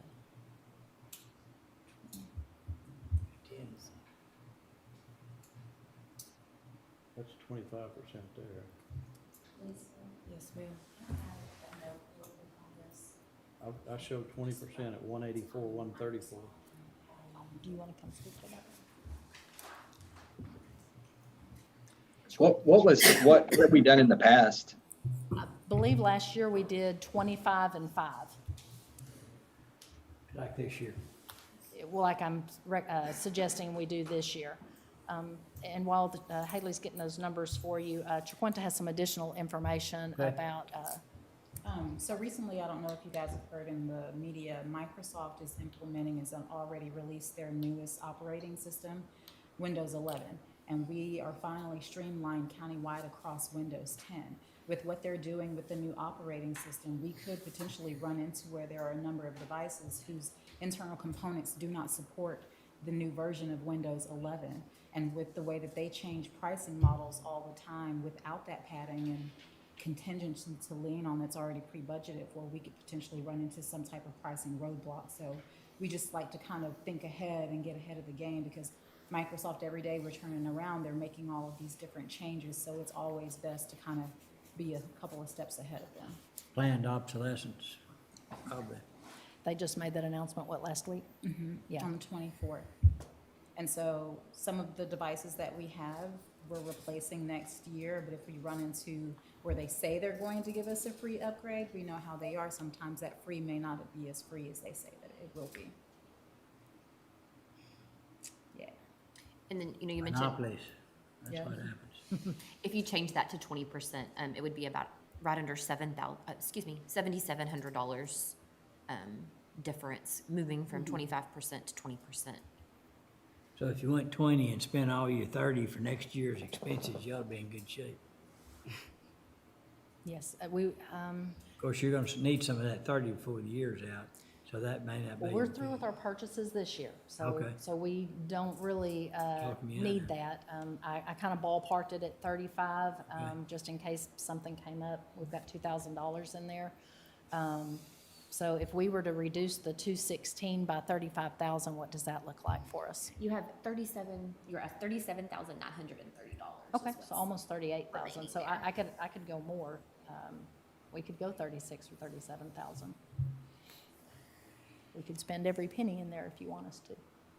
So we, Well, if it makes sense, if the purchase is for a fairly quick need, you know, within the next 6 months, you know what I mean? Not just buying We've got stuff. time to deploy that.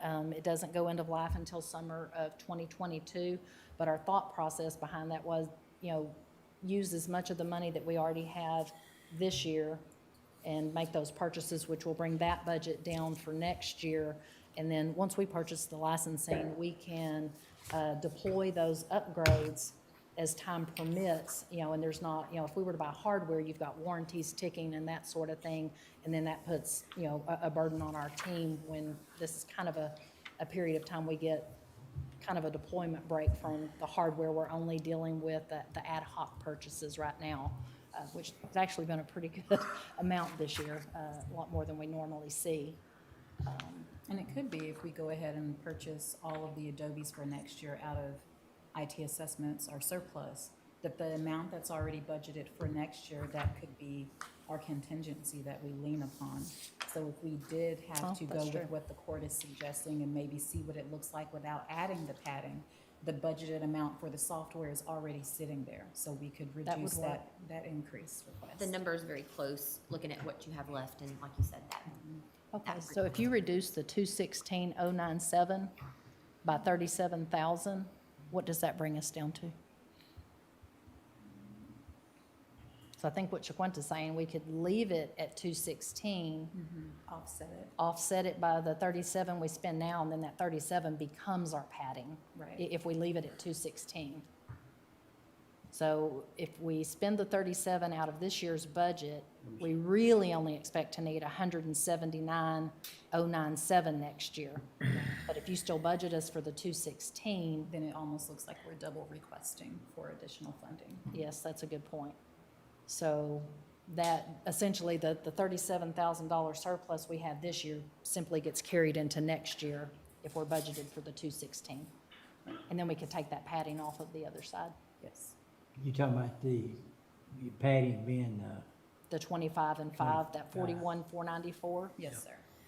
We could could take actually that out. remove that okay, if, yeah. I'm good and- with And we that. just go with the 216, we'll spend the 37,000 on software now.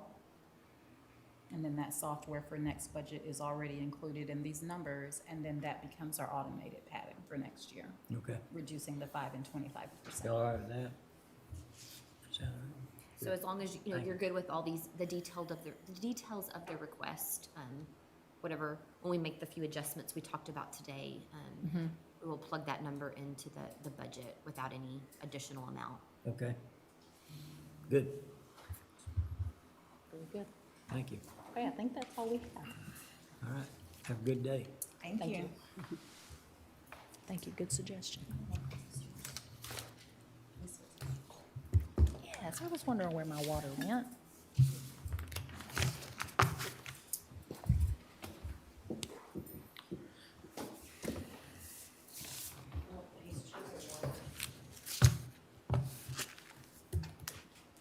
Have a good day. Thank y'all.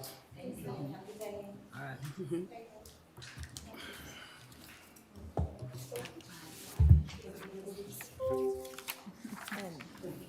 So next,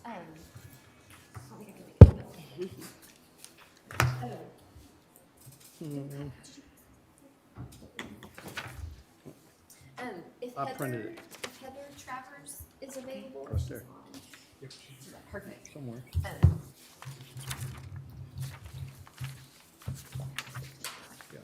Can you hear me? Yes, ma'am.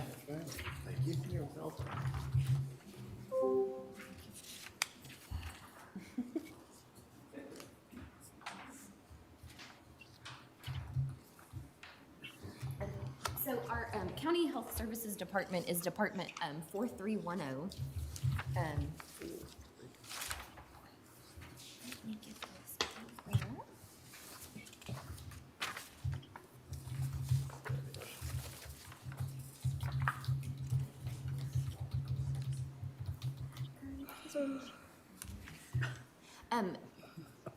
So Heather's budget, she's gonna talk, I think, through her proposal for 2022, which there is a drop in one line item that she is gonna speak on.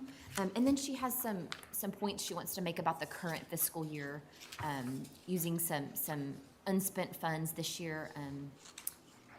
Get your advice on that, and then how that would affect next year as well. Heather, I've passed out your documents to them. So if you want to start where you would like, if you want to take over. Absolutely. Francis had approached me about decreasing our indigent health care line item. And we had kind of been looking at this throughout the year prior. And then, so I just wanted to provide a little bit of statistics in there to kind of help, I guess, ease any concerns about decreasing that line item. I'm fine with decreasing it as long as, you know, potentially knowing that, you know, services could increase in the future and that we would be able to secure some of those funds back. But just looking historically at our enrollment and then claims paid, the year 2019 last year, and then this year so far, I think that her suggestion it's a safe alternative. So I just wanted to provide a little bit of information there to kind of support that decrease, because it's a pretty substantial decrease. And then just adding a couple of considerations for if we decrease it, just kind of keeping the things that are going on at the border in our mind, that specialty care services have opened back up. You know, we're looking at maybe expanding our work policy program, which would make the program more appealing for those that have maybe not applied in the past because they were deterred by the work policy. And then, you know, just keeping September of next year in our mind for the waiver being rescinded and Medicaid expansion on the horizon. So those things would affect our program the next fiscal year. So just wanted to provide some information there to kind of help that decision-making process along with that particular line item. Any questions about that specifically? I do. Now, who did you said suggested that we decrease the program budget? Well, we had actually talked about this on a couple of occasions, but it was a conversation that Francis and I had. Oh, okay. So okay. No, go on ahead. No, I was just going to ask, what were you all looking at that made you come to the conclusion that that would be something we should consider? Yes, so, to go back a few years, we used to pay these costs, these costs were paid through the state. We've gone back to paying these invoices individually. So we had left that budget the same, and on that front page that Heather put together, that those IHC claims paid, you'll see there that in 2019, annually, we spent 1.8 million. In 2020, close to the same amount. And then we're predicting that it would fall very close to that number again. So 3 years in a row that we've kept below 2 million. And like Heather said, there are some things coming up in the future that, could increase that number. But right now, we were looking at maybe bringing that budget down to 2.2 million. And that should be sufficient to cover our costs for next year. Okay. What is the current budget? Currently, 3.6. Commissioner Miller, that was originally paid into the 1115 waiver. So prior to my coming on board, I think just the year prior is when you guys pulled out of that waiver. And so I think there had been discussion before that you were going to kind of give it some time to see if that was how much was going to be needed to continue to fund that line item. And I think that we've given it a couple of years, and we've kind of stayed around that same mark. And I guess my reservation comes from the tax cap that we have as far as if we set a tax rate, that 3% kind of ceiling that they have on us. And if we're looking at a no new revenue, and so to be true to what we're actually raising the funds for, if we have a lower budget, do we back ourselves into a corner when we know we have a problem with that work policy? Their work policy, there's a problem with that. And we also know that you really can't look at last year because of COVID, and a lot of people just stayed away from anything. I guess I would like to see more than just last year or the year before, but maybe a 5-year history trend on how much we've been spending out of that program. The last thing I want to do is cut the program that's supposed to provide health care for poor people. Yes, ma'am. I think another thing that played into the decision-making was recently a conversation that I had with the Director of Eligibility at Waco Family Medicine. We've learned that they've kind of expanded their eligibility criteria, and they're now also serving a portion of the indigent population in McLennan County that have no income. So historically, whenever a patient would receive services at Waco Family Medicine or attempt to, and they would apply for the Good Health Card. If they had no income, they were immediately referred to County Indigent, and then they were assessed here for eligibility. And if they were found not eligible, we would issue a denial letter. That denial letter would go back to Waco Family Medicine, and then they would proceed forward with potential eligibility for the Good Health Card. They have since stopped utilizing that practice. And so in an effort to make healthcare services more readily and fast available, they have kind of stopped doing some of that referring to the county, and they're issuing Good Health Cards for folks that have no income. So, and in those conversations with them, they're not planning to, to revert back to the old way of doing things, and they're comfortable serving that population. So it is quite possible that the referrals that we're going to continue to receive from Waco Family Medicine will be those that are just needing specialty care. They're not necessarily going to be patients that can just be served through Waco Family Medicine, if that makes sense. It does, and I can see that. I had a conversation with Waco Family Medicine a little bit before you came on board with the County Indigent Program. Their issue with the county was that a lot of people were being referred to Waco Family Medicine. For some reason, they weren't able to navigate, and they should have qualified for our program, but for some reason, they weren't able to navigate, and they were sent over there. So what Waco Family Medicine, back then it was Family, yeah. No, what Dr. Jackson is, what Griggs is. Yeah. They were considering asking the county for more funding because they were taking so many of our indigent health people because there was something wrong with our program as far as the intake. So I don't want to lean on the fact that we can reduce our budget because Waco Family Medicine is going to pick up people that, according to the Constitution, we should be picking up. Because they're just going to come back to us. If we take it, if we give it back in the right hand, they're going to come to us on the left hand. Because, and rightfully so, they should ask for funding if they're picking up a population of people that we should be picking up. Yes, ma'am. And I spent the good part of my time that I've been here really assessing our intake process and any barriers to achieving success with obtaining the indigent health card.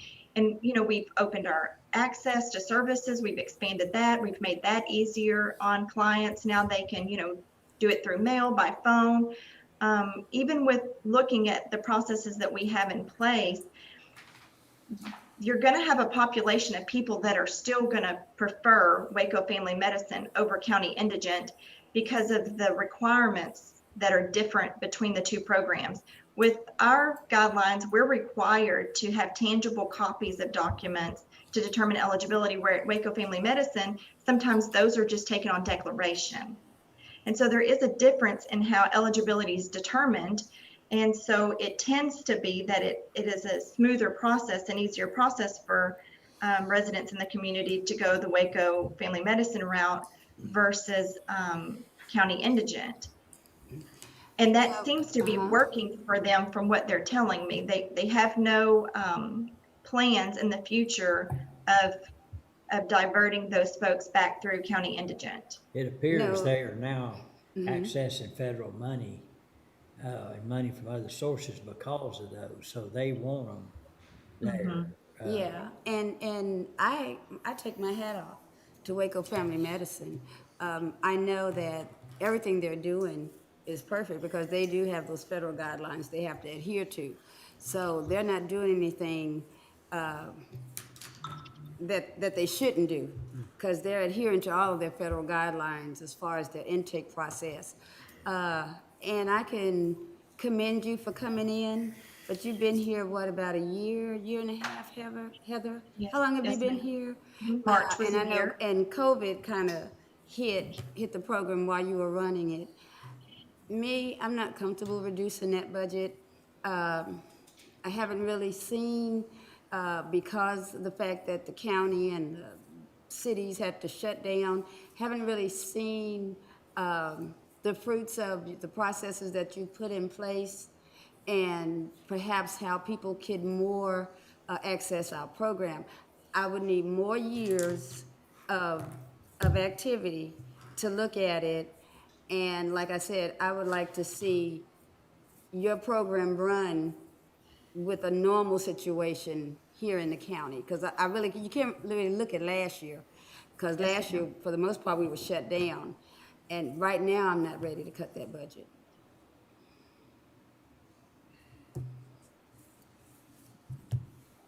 Well, my impression from conversations is if we move forward with that, because it is a state mandated program and we're required to have it, if the program picked up and the need was there, we definitely would have to address how to fund it. But I hear what you're saying. You don't want to put the county in a position at the beginning of a budget year where potentially we would have a problem on the backside. Yes, ma'am.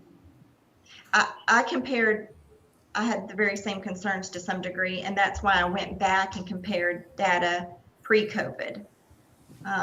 Is that the 2019 year you're talking about? Yes, ma'am. Heather, could you email me the information, please? Oh, absolutely.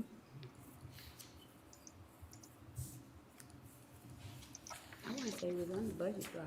Is it on the budget drive? Because I remember looking at it at lunchtime. Yes, ma'am. It It's is. on the budget drive. And I don't mean to, I know you've done your due diligence. The fact that 2 of the years that we're comparing are COVID years, affected by COVID, that gives me a really uneasy feeling. And the fact that we really have not been able to gauge how successful or how productive those new strategies you've put in place really look like. You know, we put some strategies in place, but then we shut the county down, and so people just didn't come out. And I don't know, especially coming off of a pandemic, and we know we still have some health concerns. Not this year. I might could look at it next year if we see the same pattern. Before we say no to this, I think we ought to at least talk to Dr. Griggs and see what the state of the state is of our health in McLennan County coming out of the pandemic. He will be here on the 20th, so. I think another thing that might be worth discussing is, do we have residents in the community that are utilizing both programs? Because we're under the impression from conversations that we have with clients who are coming in to apply that they are. So they're able to receive the Good Health Card and they're using that for all their Waco family medicine services. But then whenever it's determined they need specialty care, they need to go to a cardiologist, an endocrinologist, they have cancer. Then they're coming over to Indigent Health and they're applying and they're using Indigent Health for specialty care. Yeah, you're right. What has been the trend is that Waco Family Medicine has done such a good job as far as outreach, that they have, people have gone to them just for health care, for their initial contact with health care. Because at Waco Family Medicine, they know that we provide that specialty care. You're getting people that are already covered through Waco Family Medicine, and they're coming over there to get that additional benefit. But when it comes to people who are not engaged with Waco Family Medicine, and they're just out there uncovered, for some reason there's been a disconnect with the information about our program. I know some people have mentioned that they've come down, and this is all pre-you, this was not when you were there, that they would interact with the program, and it was just complicated, convoluted, and extremely discouraging. And I don't know why we made it so hard for poor people to get health insurance. But if you're seeing people come over and take advantage of the specialty services, that's because they're already covered through Waco Family Medicine and they've just been referred to us. But we shouldn't be a referral agency. We should be a first stop for people who don't have health insurance. Yes, ma'am, I agree. And I'd be happy to sit and visit with you and kind of show you what we've done by way of outreach. When I tell you we've been working our tail off on outreach, I'm not exaggerating. No, you're not. I've seen you. You know, we did one event together, and I had to leave. You had more energy than I did. I left you there. So I know you're working hard. What I'm saying is, COVID kind of shut down around you. I know how hard you're working. I know how productive those programs that you put in place, and I know your outreach. I know what you're trying to do, but I do know that the county shut down on us. And I would just like to see your operation up with the county open.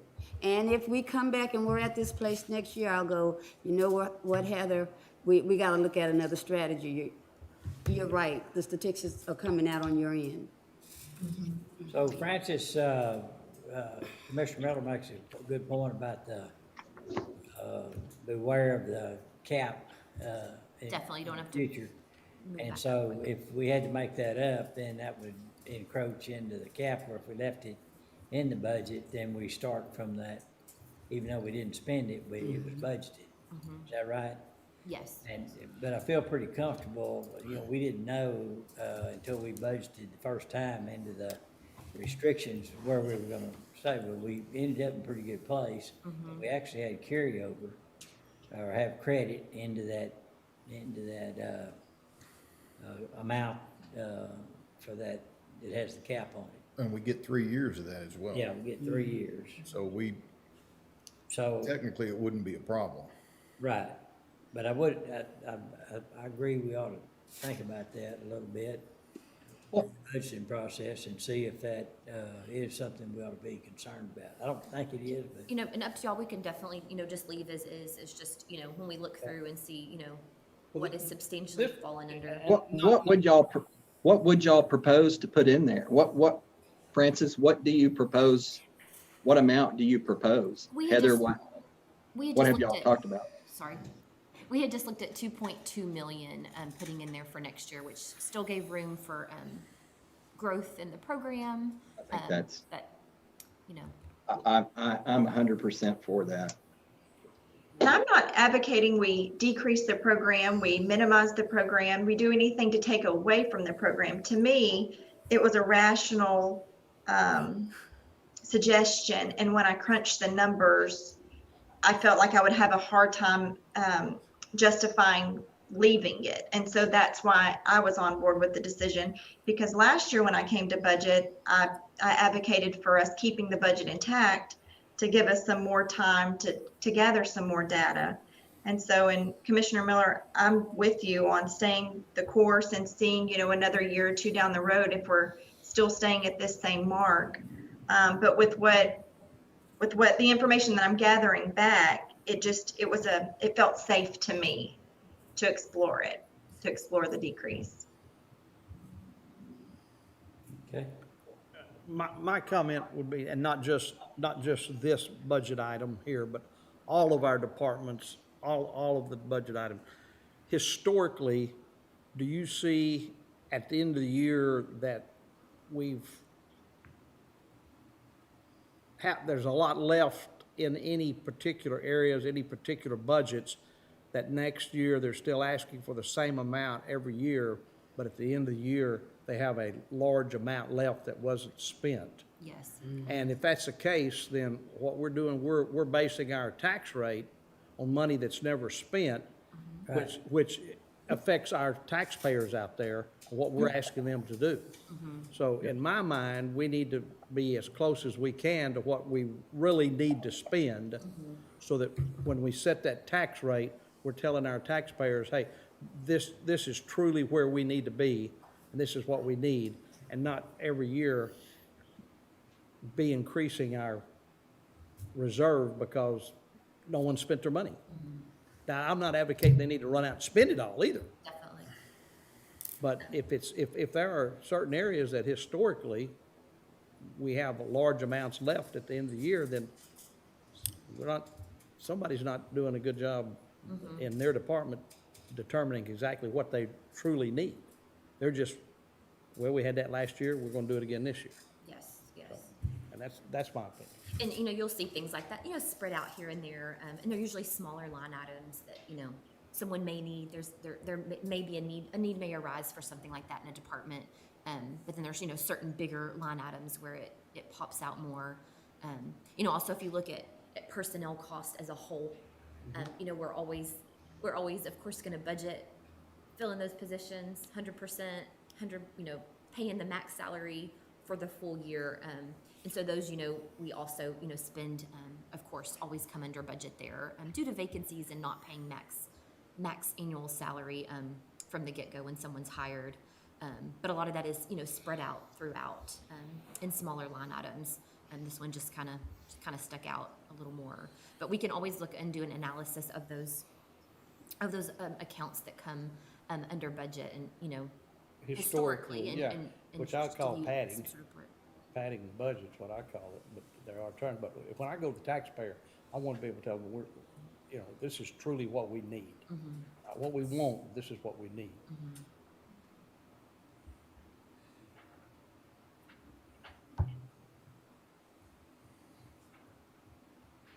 Okay. Will, What about everything else in the budget? Everybody all right with everything else in health services budget? You got everybody? yes, you know, the only thing we need to come back to, of course, is the Family Health Center, and so, or Family Health Care. And so, like you said, they will be joining us on the 20th, on Tuesday the 20th. So they can answer questions and also present their request for this next year. But I think if Heather, she had something she wanted to speak to you on as far as current year and using some unspent funds this year. Okay. Yes, I know IT hit on a few of the things that we were requesting to use the remainder of FY21 funds for, and there were just a few other things that's listed on the second page. some outreach items, some more promotional pamphlets and handout items. We use those at our outreach activities. And then also a folding table. Again, some more postage. And then we've also looked into doing another advertising opportunity with Waco Transit to put an interior banner in, and it would cost about $580 to do that for a year, and that's just for one route. I've asked if we can kind of move it around between routes, and I think they're going to try to work with us on that. I think that would be another great opportunity to advertise the program and, you know, get our name out there and our contact information. So everything here would just be out of FY21 funds, with the exception of the annual software cost associated with that lobby display TV. And again, we'd like to use that to just be able to show information about Waco Transit and the other programs and information about indigent healthcare. So that's it. That's all I have. I have one question, and you said he's coming on the 20th, Dr. Yes, Griggs. I read something in the paper that local governments are going to be able to bypass state governments and apply for the Medicaid expansion. That's a bill that is being proposed by, in Washington, that is proposed by Lloyd Doggett, Yeah, Democrat Austin. from Austin. It's just, I don't know where it's at. In the, but it's just a Because based proposal. on its activity, I remember when there was a committee that came before the court, and they were trying to, it was a group of leaders here in Waco that was trying to kind of lobby Austin to see if the cities could expand Medicaid. And I know Dr. Griggs was in that group, so I'm just wondering, would that be something that local leaders would look at, and would that impact the funding in her department budget, depending on what happens to that law, that bill, whatever? Because I know they're talking about letting local governments or local communities apply for the Medicaid expansion and picking up those people that are kind of dropped in that donut hole. So I guess when he comes on the 20th, maybe he could kind of speak a little bit more. Heather, is that sounding familiar to you about that Medicaid expansion? No, ma'am, I would have to read up on that. I'm not as familiar. I was listening to what you're saying, and I'm not familiar with that. I would have to read up. It was in the paper. I need to go back and do like Will and read the actual bill, but I'll read the trim. Well, he'll know plenty about it. Yeah, he's good. So he can speak to that. When you say And the border crisis and the increase in undocumented, what is that doing to us? Well, it hasn't really impacted us yet. I have seen an increase of about 20 clients this year, which to me isn't enough for us to be concerned at this point, but we can't ignore that it is something that's going on and it's close to home. And so I suspect we might see a trickle effect. And because we do serve undocumented, I just think we need to take that into consideration, that if we did have an influx in our community, this is probably, you know, one of the spots that we're gonna see them show up. Right.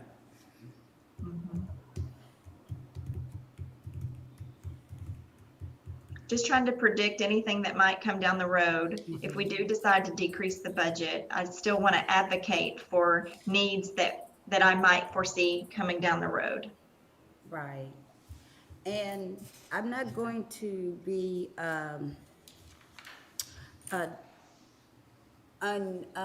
needlessly difficult. You know, my position is always going to come from fact-based. You know, I'm not just going to stand on a position just to stand on a position.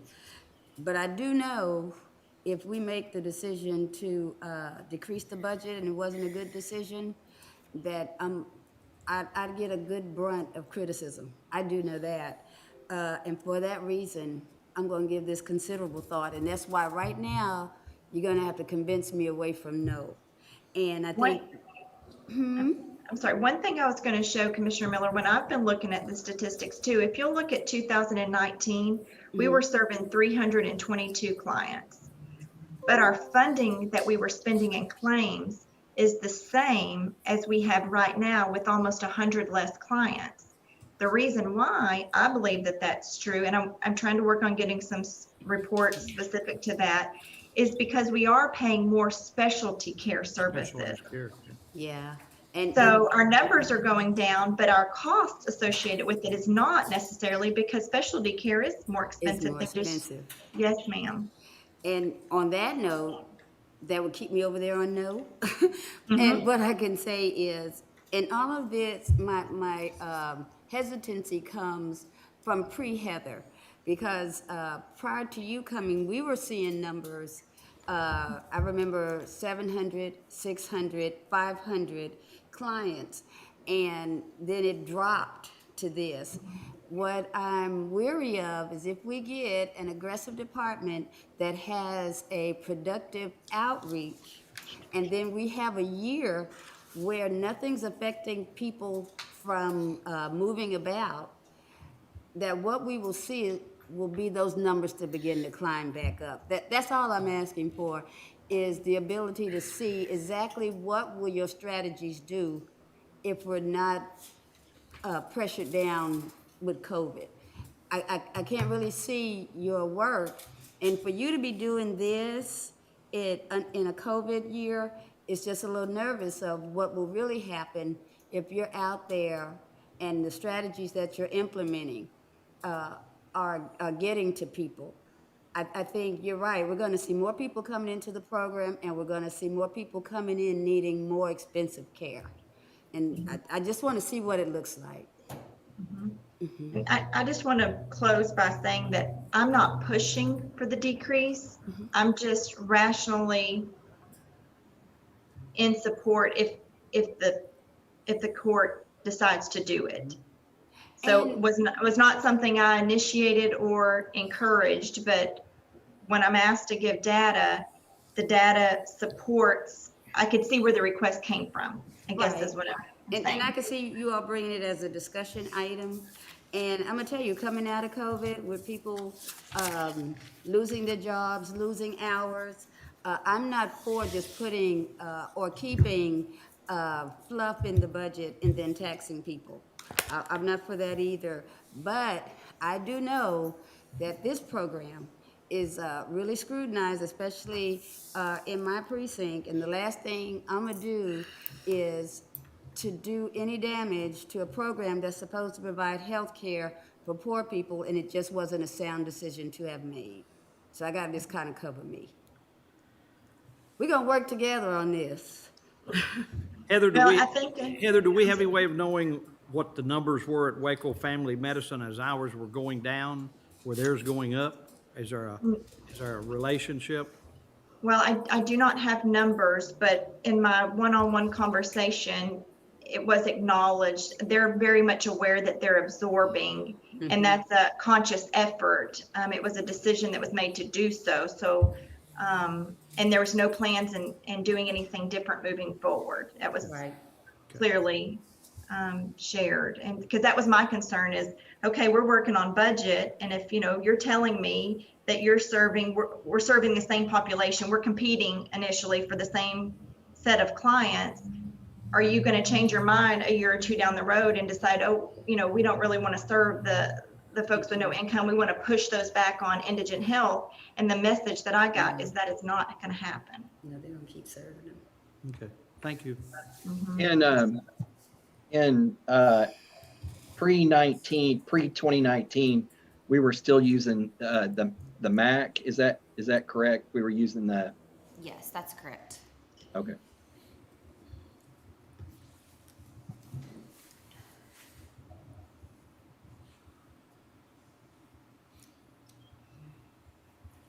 I did offer a couple of suggestions when I met with them of just ways that we can partner to tighten up that referral process. So when they are making referrals to our program for folks that they're already serving that need specialty care, a way that we can strengthen that partnership. And they're going to have a meeting in a month and said they would get back with us after that.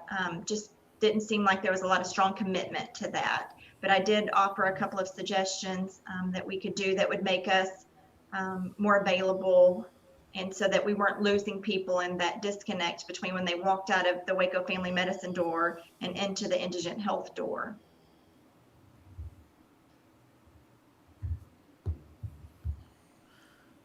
Okay. Any other questions for Heather or comments? Okay, thank you, Heather. Yeah, thank you.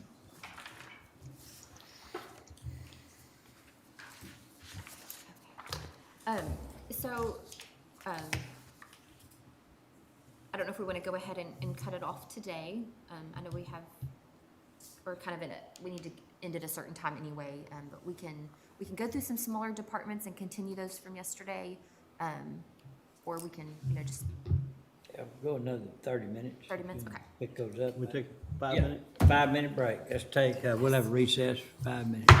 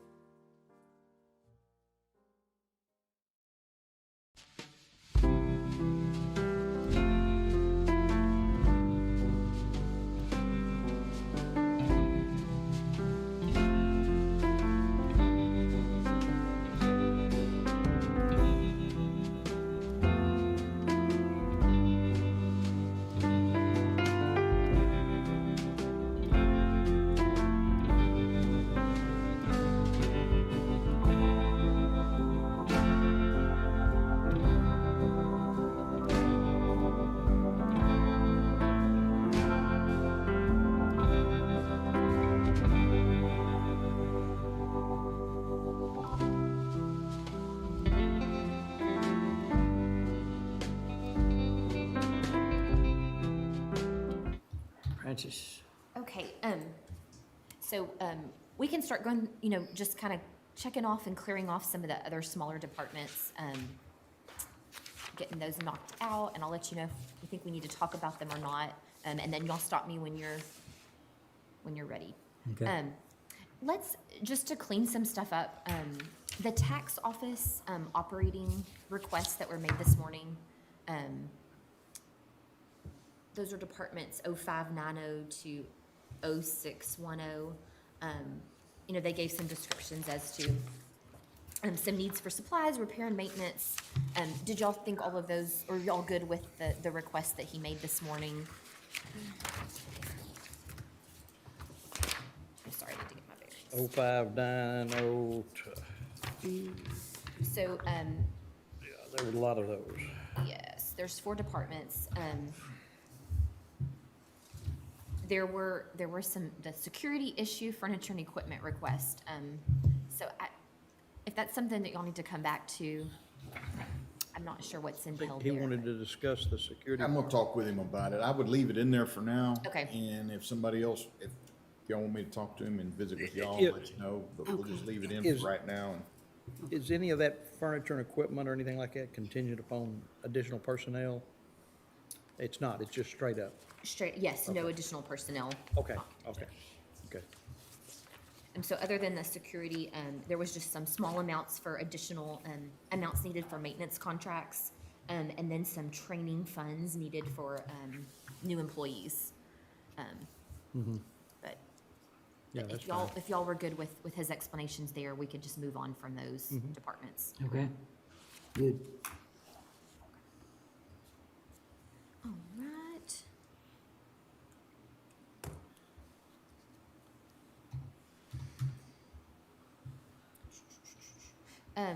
Just some things I'm kind of jump around a little bit.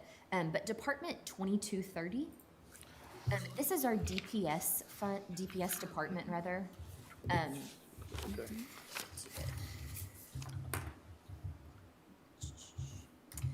In this department, we do fund one position that does work out at the DPS office.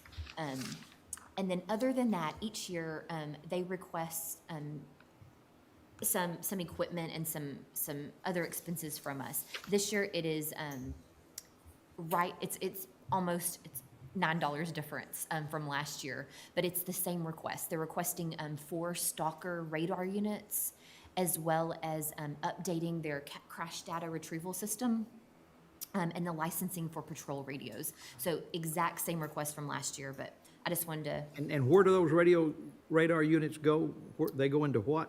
For the DPS office. We fund their equipment. Yes. Yeah. What do Stalker We- radios In do? our county, we fund the DPS equipment in our county. Yeah. Okay, Correct. okay, very good. Yeah. What do And when they write a ticket, we get some of that revenue. What Well, they Stalker need- radio do? They need good radar Stalker units then. Radar. They do. Okay, It's a speed, or detect speed. Oh, okay, okay, Yeah. Stalker threw me off, okay, okay, radar. okay. Stalker's a brand, I guess. I bet, yeah. Yeah, that's the, okay. Let's go, Department 0630 is IT. Of course, we heard from them earlier. 0630. I just wanted to, maybe we could close this one out today. They did, they requested an increase in furniture and equipment of about $75,000. And that was those were the switches that they were needing. The majority of the increase was that.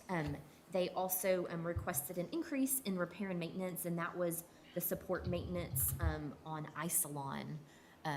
So she explained those today. I just wanted to see if y'all were good with those requests in her operating budget. I am. Okay. And then on the IT assessments, I think where we ended was, looking at all those requests, making a couple adjustments here and there, that y'all were good with those lists, budgeting that entire amount, not adding any additional percentages for increases at this point, just Right. matching that total list. I think we solved Okay. it. Okay. I just wanted to make sure and. Okay.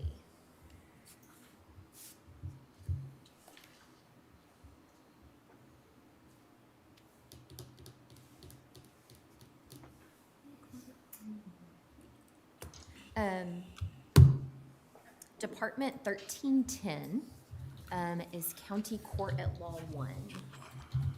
Now I'll just start kind of going back through our list like we were yesterday. This is something that is not anything, it is what it is, so I just wanted to point it out, though. They had no increase in their operating budget, but we are increasing the salary amount there per the statute. So County Court at Law and. What number? Okay. Oh, Department 1310. 1310? Yes, sir, I'm sorry. So County Court at Law and District Judges. We didn't list it in there because that's more operating increases. Okay, 1310 over here. Yes. This is Okay. salary. Sorry, my brain's not functioning. The 3%? So I just wanted to just show that there was an increase there, not in operating, but that is just, they're paid based on their tenure, so we had a tenure jump there. That's on one, Correct. The so 14, that's big, right? That is, yes, yes. No, that's County Court of Law, Vic Devonay. So the salary is actually, it jumps to 171, but it's, a portion is budgeted in juvenile, but I just wanted to just not pass over that without okay. speaking on it. Our next department, which we will,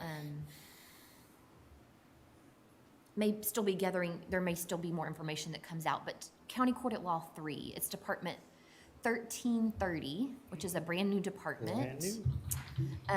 So we've plugged in what the new judge will be making, and we will get the information, like we said the other day, for the personnel.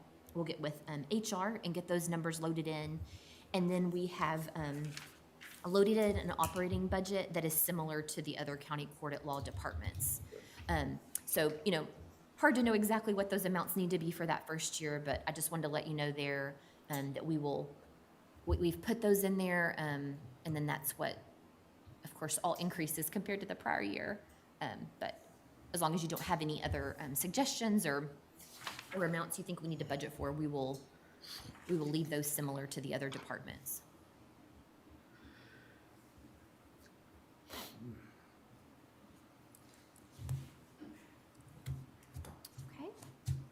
Okay.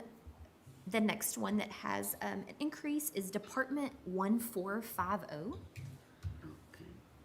And this is 414th District Court. Again, some small changes. The judge is requesting an increase in part-time pay, so there's just a further need to continue their part-time person and increase that for this next year.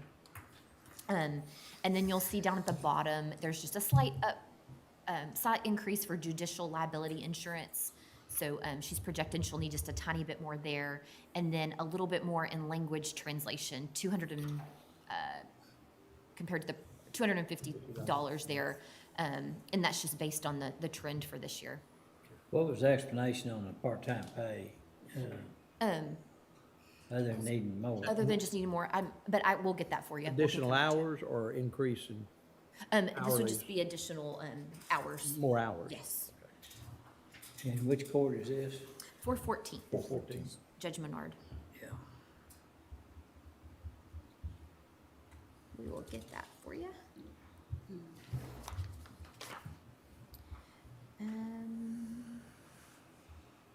Let's see. Department 1455. This is our specialty court department. Pay. And this is a fairly new department. It encompasses several things. So it's going to encompass the Veterans Court, the mental health court, as well as some costs related to the DWI drug court. We do have some of those costs housed other places, but this is where those salaries and then some of those operating costs are housed. So you'll see down at the bottom, there's an increase for other services and charges, an increase to professional services, and then an increase to repair and maintenance. The increase to professional services is due to just increased attorneys costs that they predict will be incurred this year, as well as our contract that we have with Baylor now for the $200 per month for their professional fees. The repair and maintenance is due to a new copier maintenance agreement. But this is a department that's, kind of evolved over the last couple of years as these courts have grown.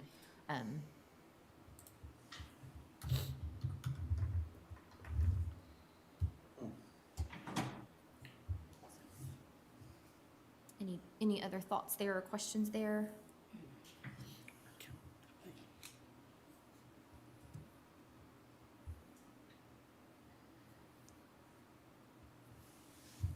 Any questions? No, I don't. Okay. Department 1590 is JP Collections. There is just a small increase of $1,500, and that's for our TransUnion contract for that department to have the ability to access that information.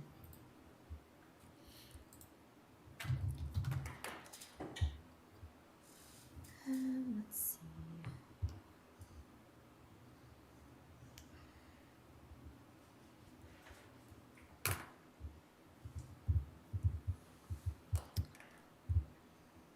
Department 1611, JP11. They have one operating increase of $2,000 in supplies.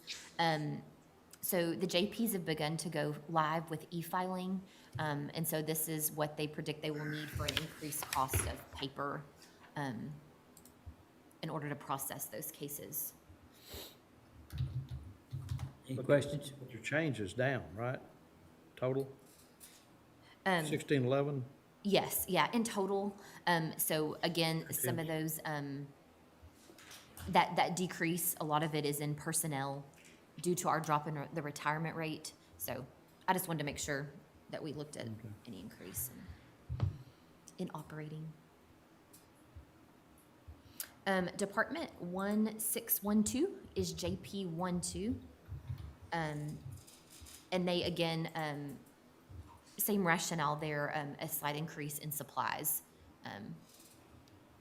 Same reasons there. Due to e-filing.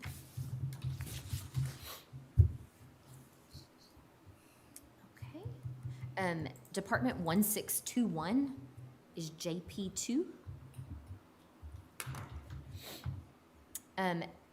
He is increasing or asking to increase furniture and equipment by $6,427.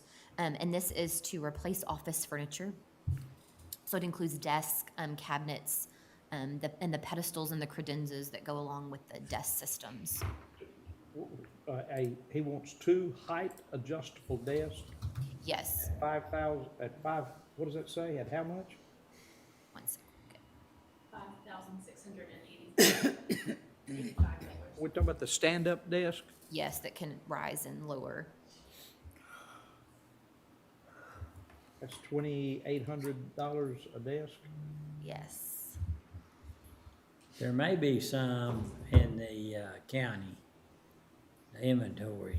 Might check on that with maintenance, because whenever those became a thing, people ordered them, and some of them didn't look like, used it for a while and, and sent them back. So there may be some. So if we can, hey, Dustin, are you on? Yes, sir. Yes, sir. Would you check on that? Will do. Thank you.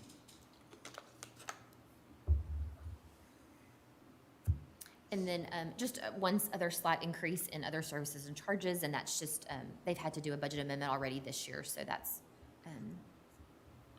will allow, hopefully not to have to do a budget amendment next year, but just $600 in other services and charges.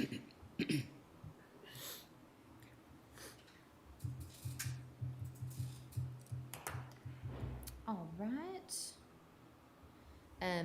Department 1631 is JP3. There is some increases here that are, I guess, could be described as just normal increases. No specific reason given, just needing to increase those. But we can reach out and see if we can gather any other further information on those requests.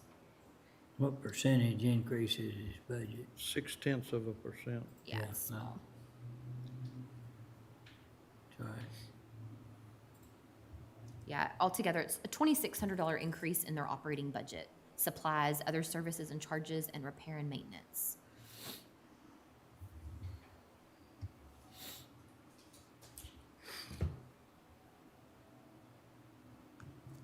Is that something y'all are okay with, those increases? I think that's a minor increase. Yeah. Okay. Yeah, I don't have a problem.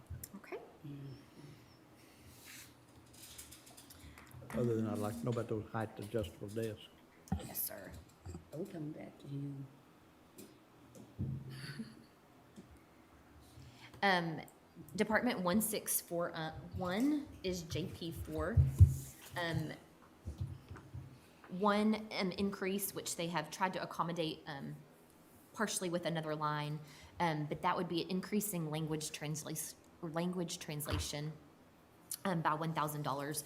And as you can see, and this has been the case for a couple years now, if not more than that, that they've constantly been having to do budget amendments to increase at the end of the year for language translation, for when he's magistrating for the jail.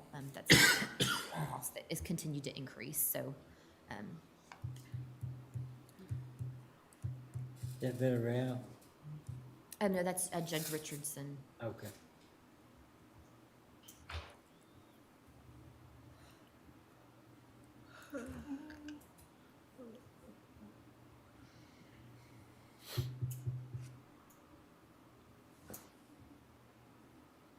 And then Department 1651 is JP5, like you were asking, Judge Villarreal.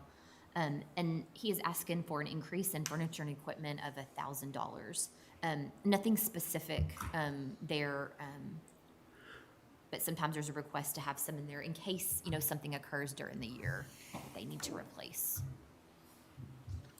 I'm good with it. Okay.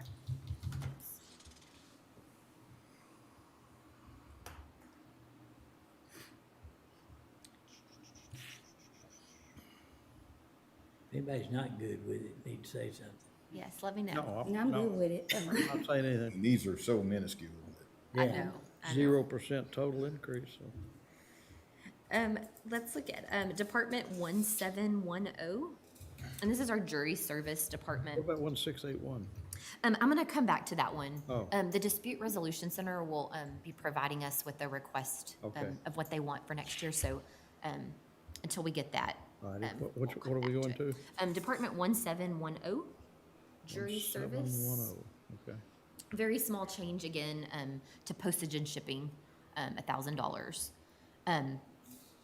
However, I wanted to bring this one up. There's a note at the bottom, just something that he wanted us to, to keep in mind and to remember that, we may need to increase this budget during the year if we need to continue to cover the cost of the base and the equipment and the supplies that are associated, with using that facility. So, hard to know right now, but there's a number there, 100,000, just kind of a ballpark figure of, something that may be needed. It's not incorporated into the budget, but of course, I think if needed, y'all would understand that it would need to be something that came from contingencies, throughout the year if those costs continued.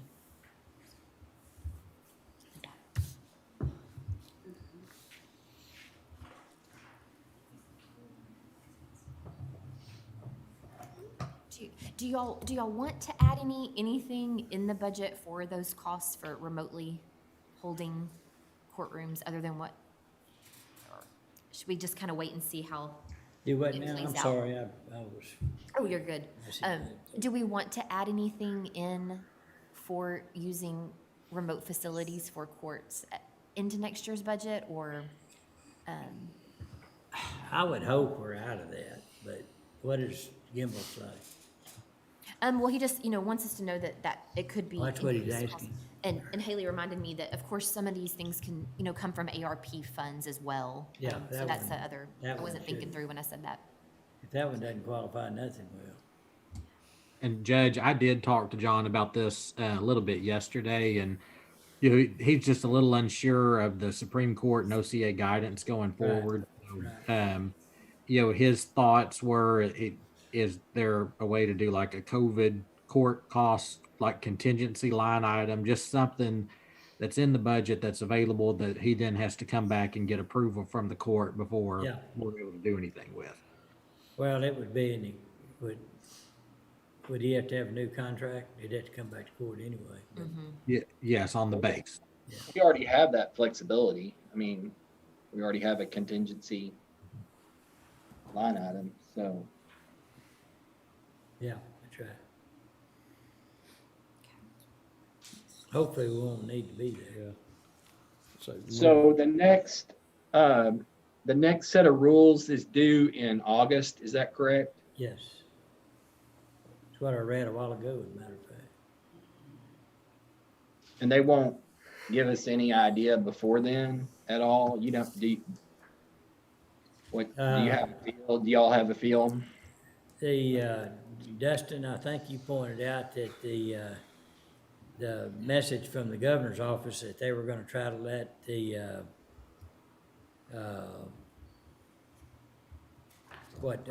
district clerks or some entity know ahead of time, but that hadn't been the point, that hadn't been in the past. It was just wake up one day and we get a message and this is a rule. Right. Get with it. Yeah. Right. I think from what we're seeing that the Supreme Court, I think the thought is they will continue to be cautious moving forward. And so I think, there's probably a possibility that some of this will still be around in the fall, some of the restrictions. So That's my feeling.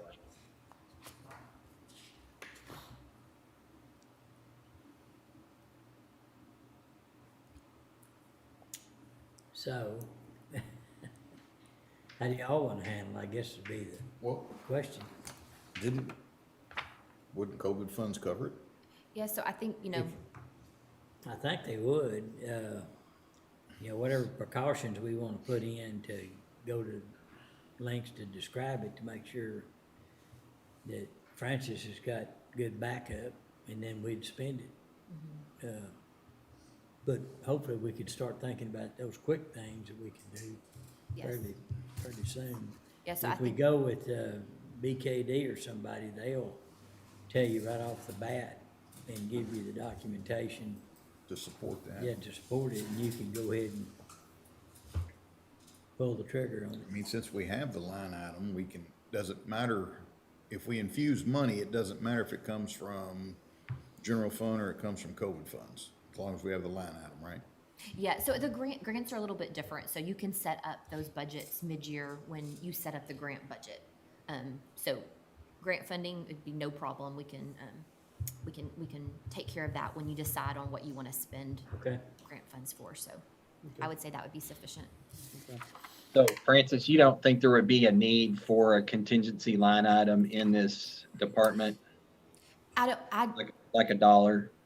Well, you know, any of the cost, we would fit into one of these lines if it wasn't Okay. something that was eligible for grant funding. So if it was rental fees, if it was supplies, if it was furniture and equipment, we would fit those in here with the line items that we already have. Great. Okay, You still good to go? yeah, about another 10 minutes. Okay. I was gonna say, we just have a handful of things left, some small increases again, but, your road and bridge departments, just some slight increases there. And then I know we need to, of course, come back to contracted programs, and capital outlay, which we plan on doing, after this week.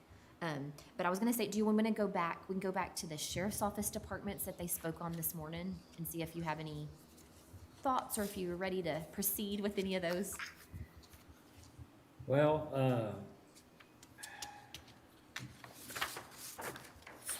I'd like to maybe hold that till, maybe Tuesday. Okay, Yeah, kind of get a bigger picture. Yeah, I don't And want then to come back and start be working on the larger. Yeah.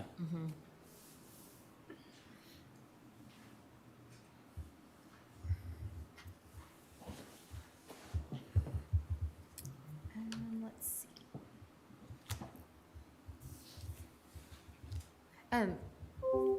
Again, kind of jumping, Department 6730, something we could kind of knock out today.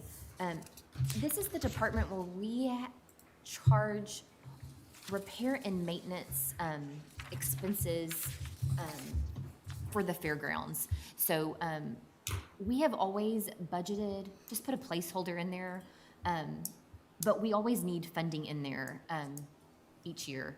And what's happening is the fairgrounds is bringing these costs to you for approval. We follow up with the budget amendment. Definitely, they're still gonna bring all of those things to you for approval. Right. But I wanted to see if we wanted to go ahead and stick some in the budget, just, if we know we're gonna incur some cost, because it's inevitable, I think every year we do. Do we wanna go ahead and budget some there? Seems to be, given the fact that this was a tough year. Definitely. With the freeze and everything, and there were some items, do we have an amount total that has been spent so far that might be a yardstick for putting something in there? We do. One sec. Because what we're doing now is every time you approve an invoice or a repair, it's just coming from contingencies. So I just feel like if we already know that, if we can anticipate some cost, why not stick some in there? Would you think 150 would be? So he said, this year was much higher just because of some of the weather damage. I would say just putting 50,000 in there, just based on what we've had in prior years. So that's covering some HVAC repairs and Yeah, there were some sometimes pretty the major fire repairs suppressions. this year. Yes. I think there's still some issues with the chiller, so let me get TJ and JD to get together and decide what's got to be done. I mean, what could go wrong? And, Okay. But other than that, I'd agree with, amount. I just know we always incur charges here, so I think it would be good to put something in there. And they would still bring everything to you for approval. But I hate to say this, but we've always just done it with a $1 placeholder, correct? Correct. No. Correct. Well, I'll get with them and then I'll bring that back to y'all and then we let's get can them out. revisit it and make a decision. Good idea. So, I think a lot of the other things are things we just need to hit on next week, when we have the appropriate parties here. Party next week. But as far as tomorrow goes, do you want to meet tomorrow morning, or do you just want to pick back up next Tuesday? Either way, it's fine with me. I don't mind. What would we do? What would you do? So we could, if like some of these things we need to come back to, sheriff's office, cleaning that up, and like the judge said, if y'all just want to come back to that next week anyway, it'd probably be better just to meet again on Tuesday. Okay. That all right with everybody? Sure. But we'll kind of. Y'all love doing this, so.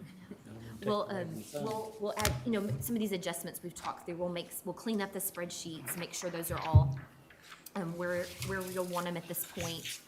We'll put those on the drive so you can access them, and then we'll pull together what's remaining. And so those are talking about capital outlay, talking about capital projects, and personnel. Personnel is our big one, of course, next week. But next week, Tuesday, we plan on meeting after the regular agenda, just continuing into workshops, moving over into Wednesday afternoon, and then Thursday would start personnel discussions, which I'm sure will take the whole day, if not moving on into the next day. And we don't have anything scheduled for next Friday on the calendar? We don't. It would just be like kind of this week if you. That's when I'm gonna be gone. Yes, sir. Yes, sir. I had told you. Yes, you did. So just if y'all had, it's just your decision if you want to. Being next Friday, he's gonna be gone. Let's go, precinct, road and bridge, precinct 1. I'll put that on the calendar. Oh. Never mind. But then again, I know I've said this, I always sound like a broken record, but then that next week we won't meet, you'll have your conference, and then we'll come back, we'll have that next whole week to clean up stuff, and then to look at, we'll have some of the outside entities come in to speak to you that week. I'll be watching the Yankees and the Astros. Oh, good.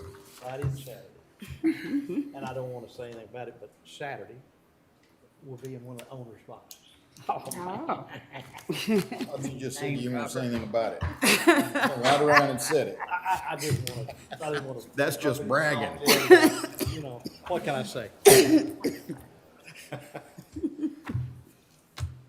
All righty, so Tuesday. Yes, Tuesday. Good. Is it? Yep, After okay. regular agenda. All right, if there's not anything else to come before the court, we will adjourn, and we will meet next Tuesday.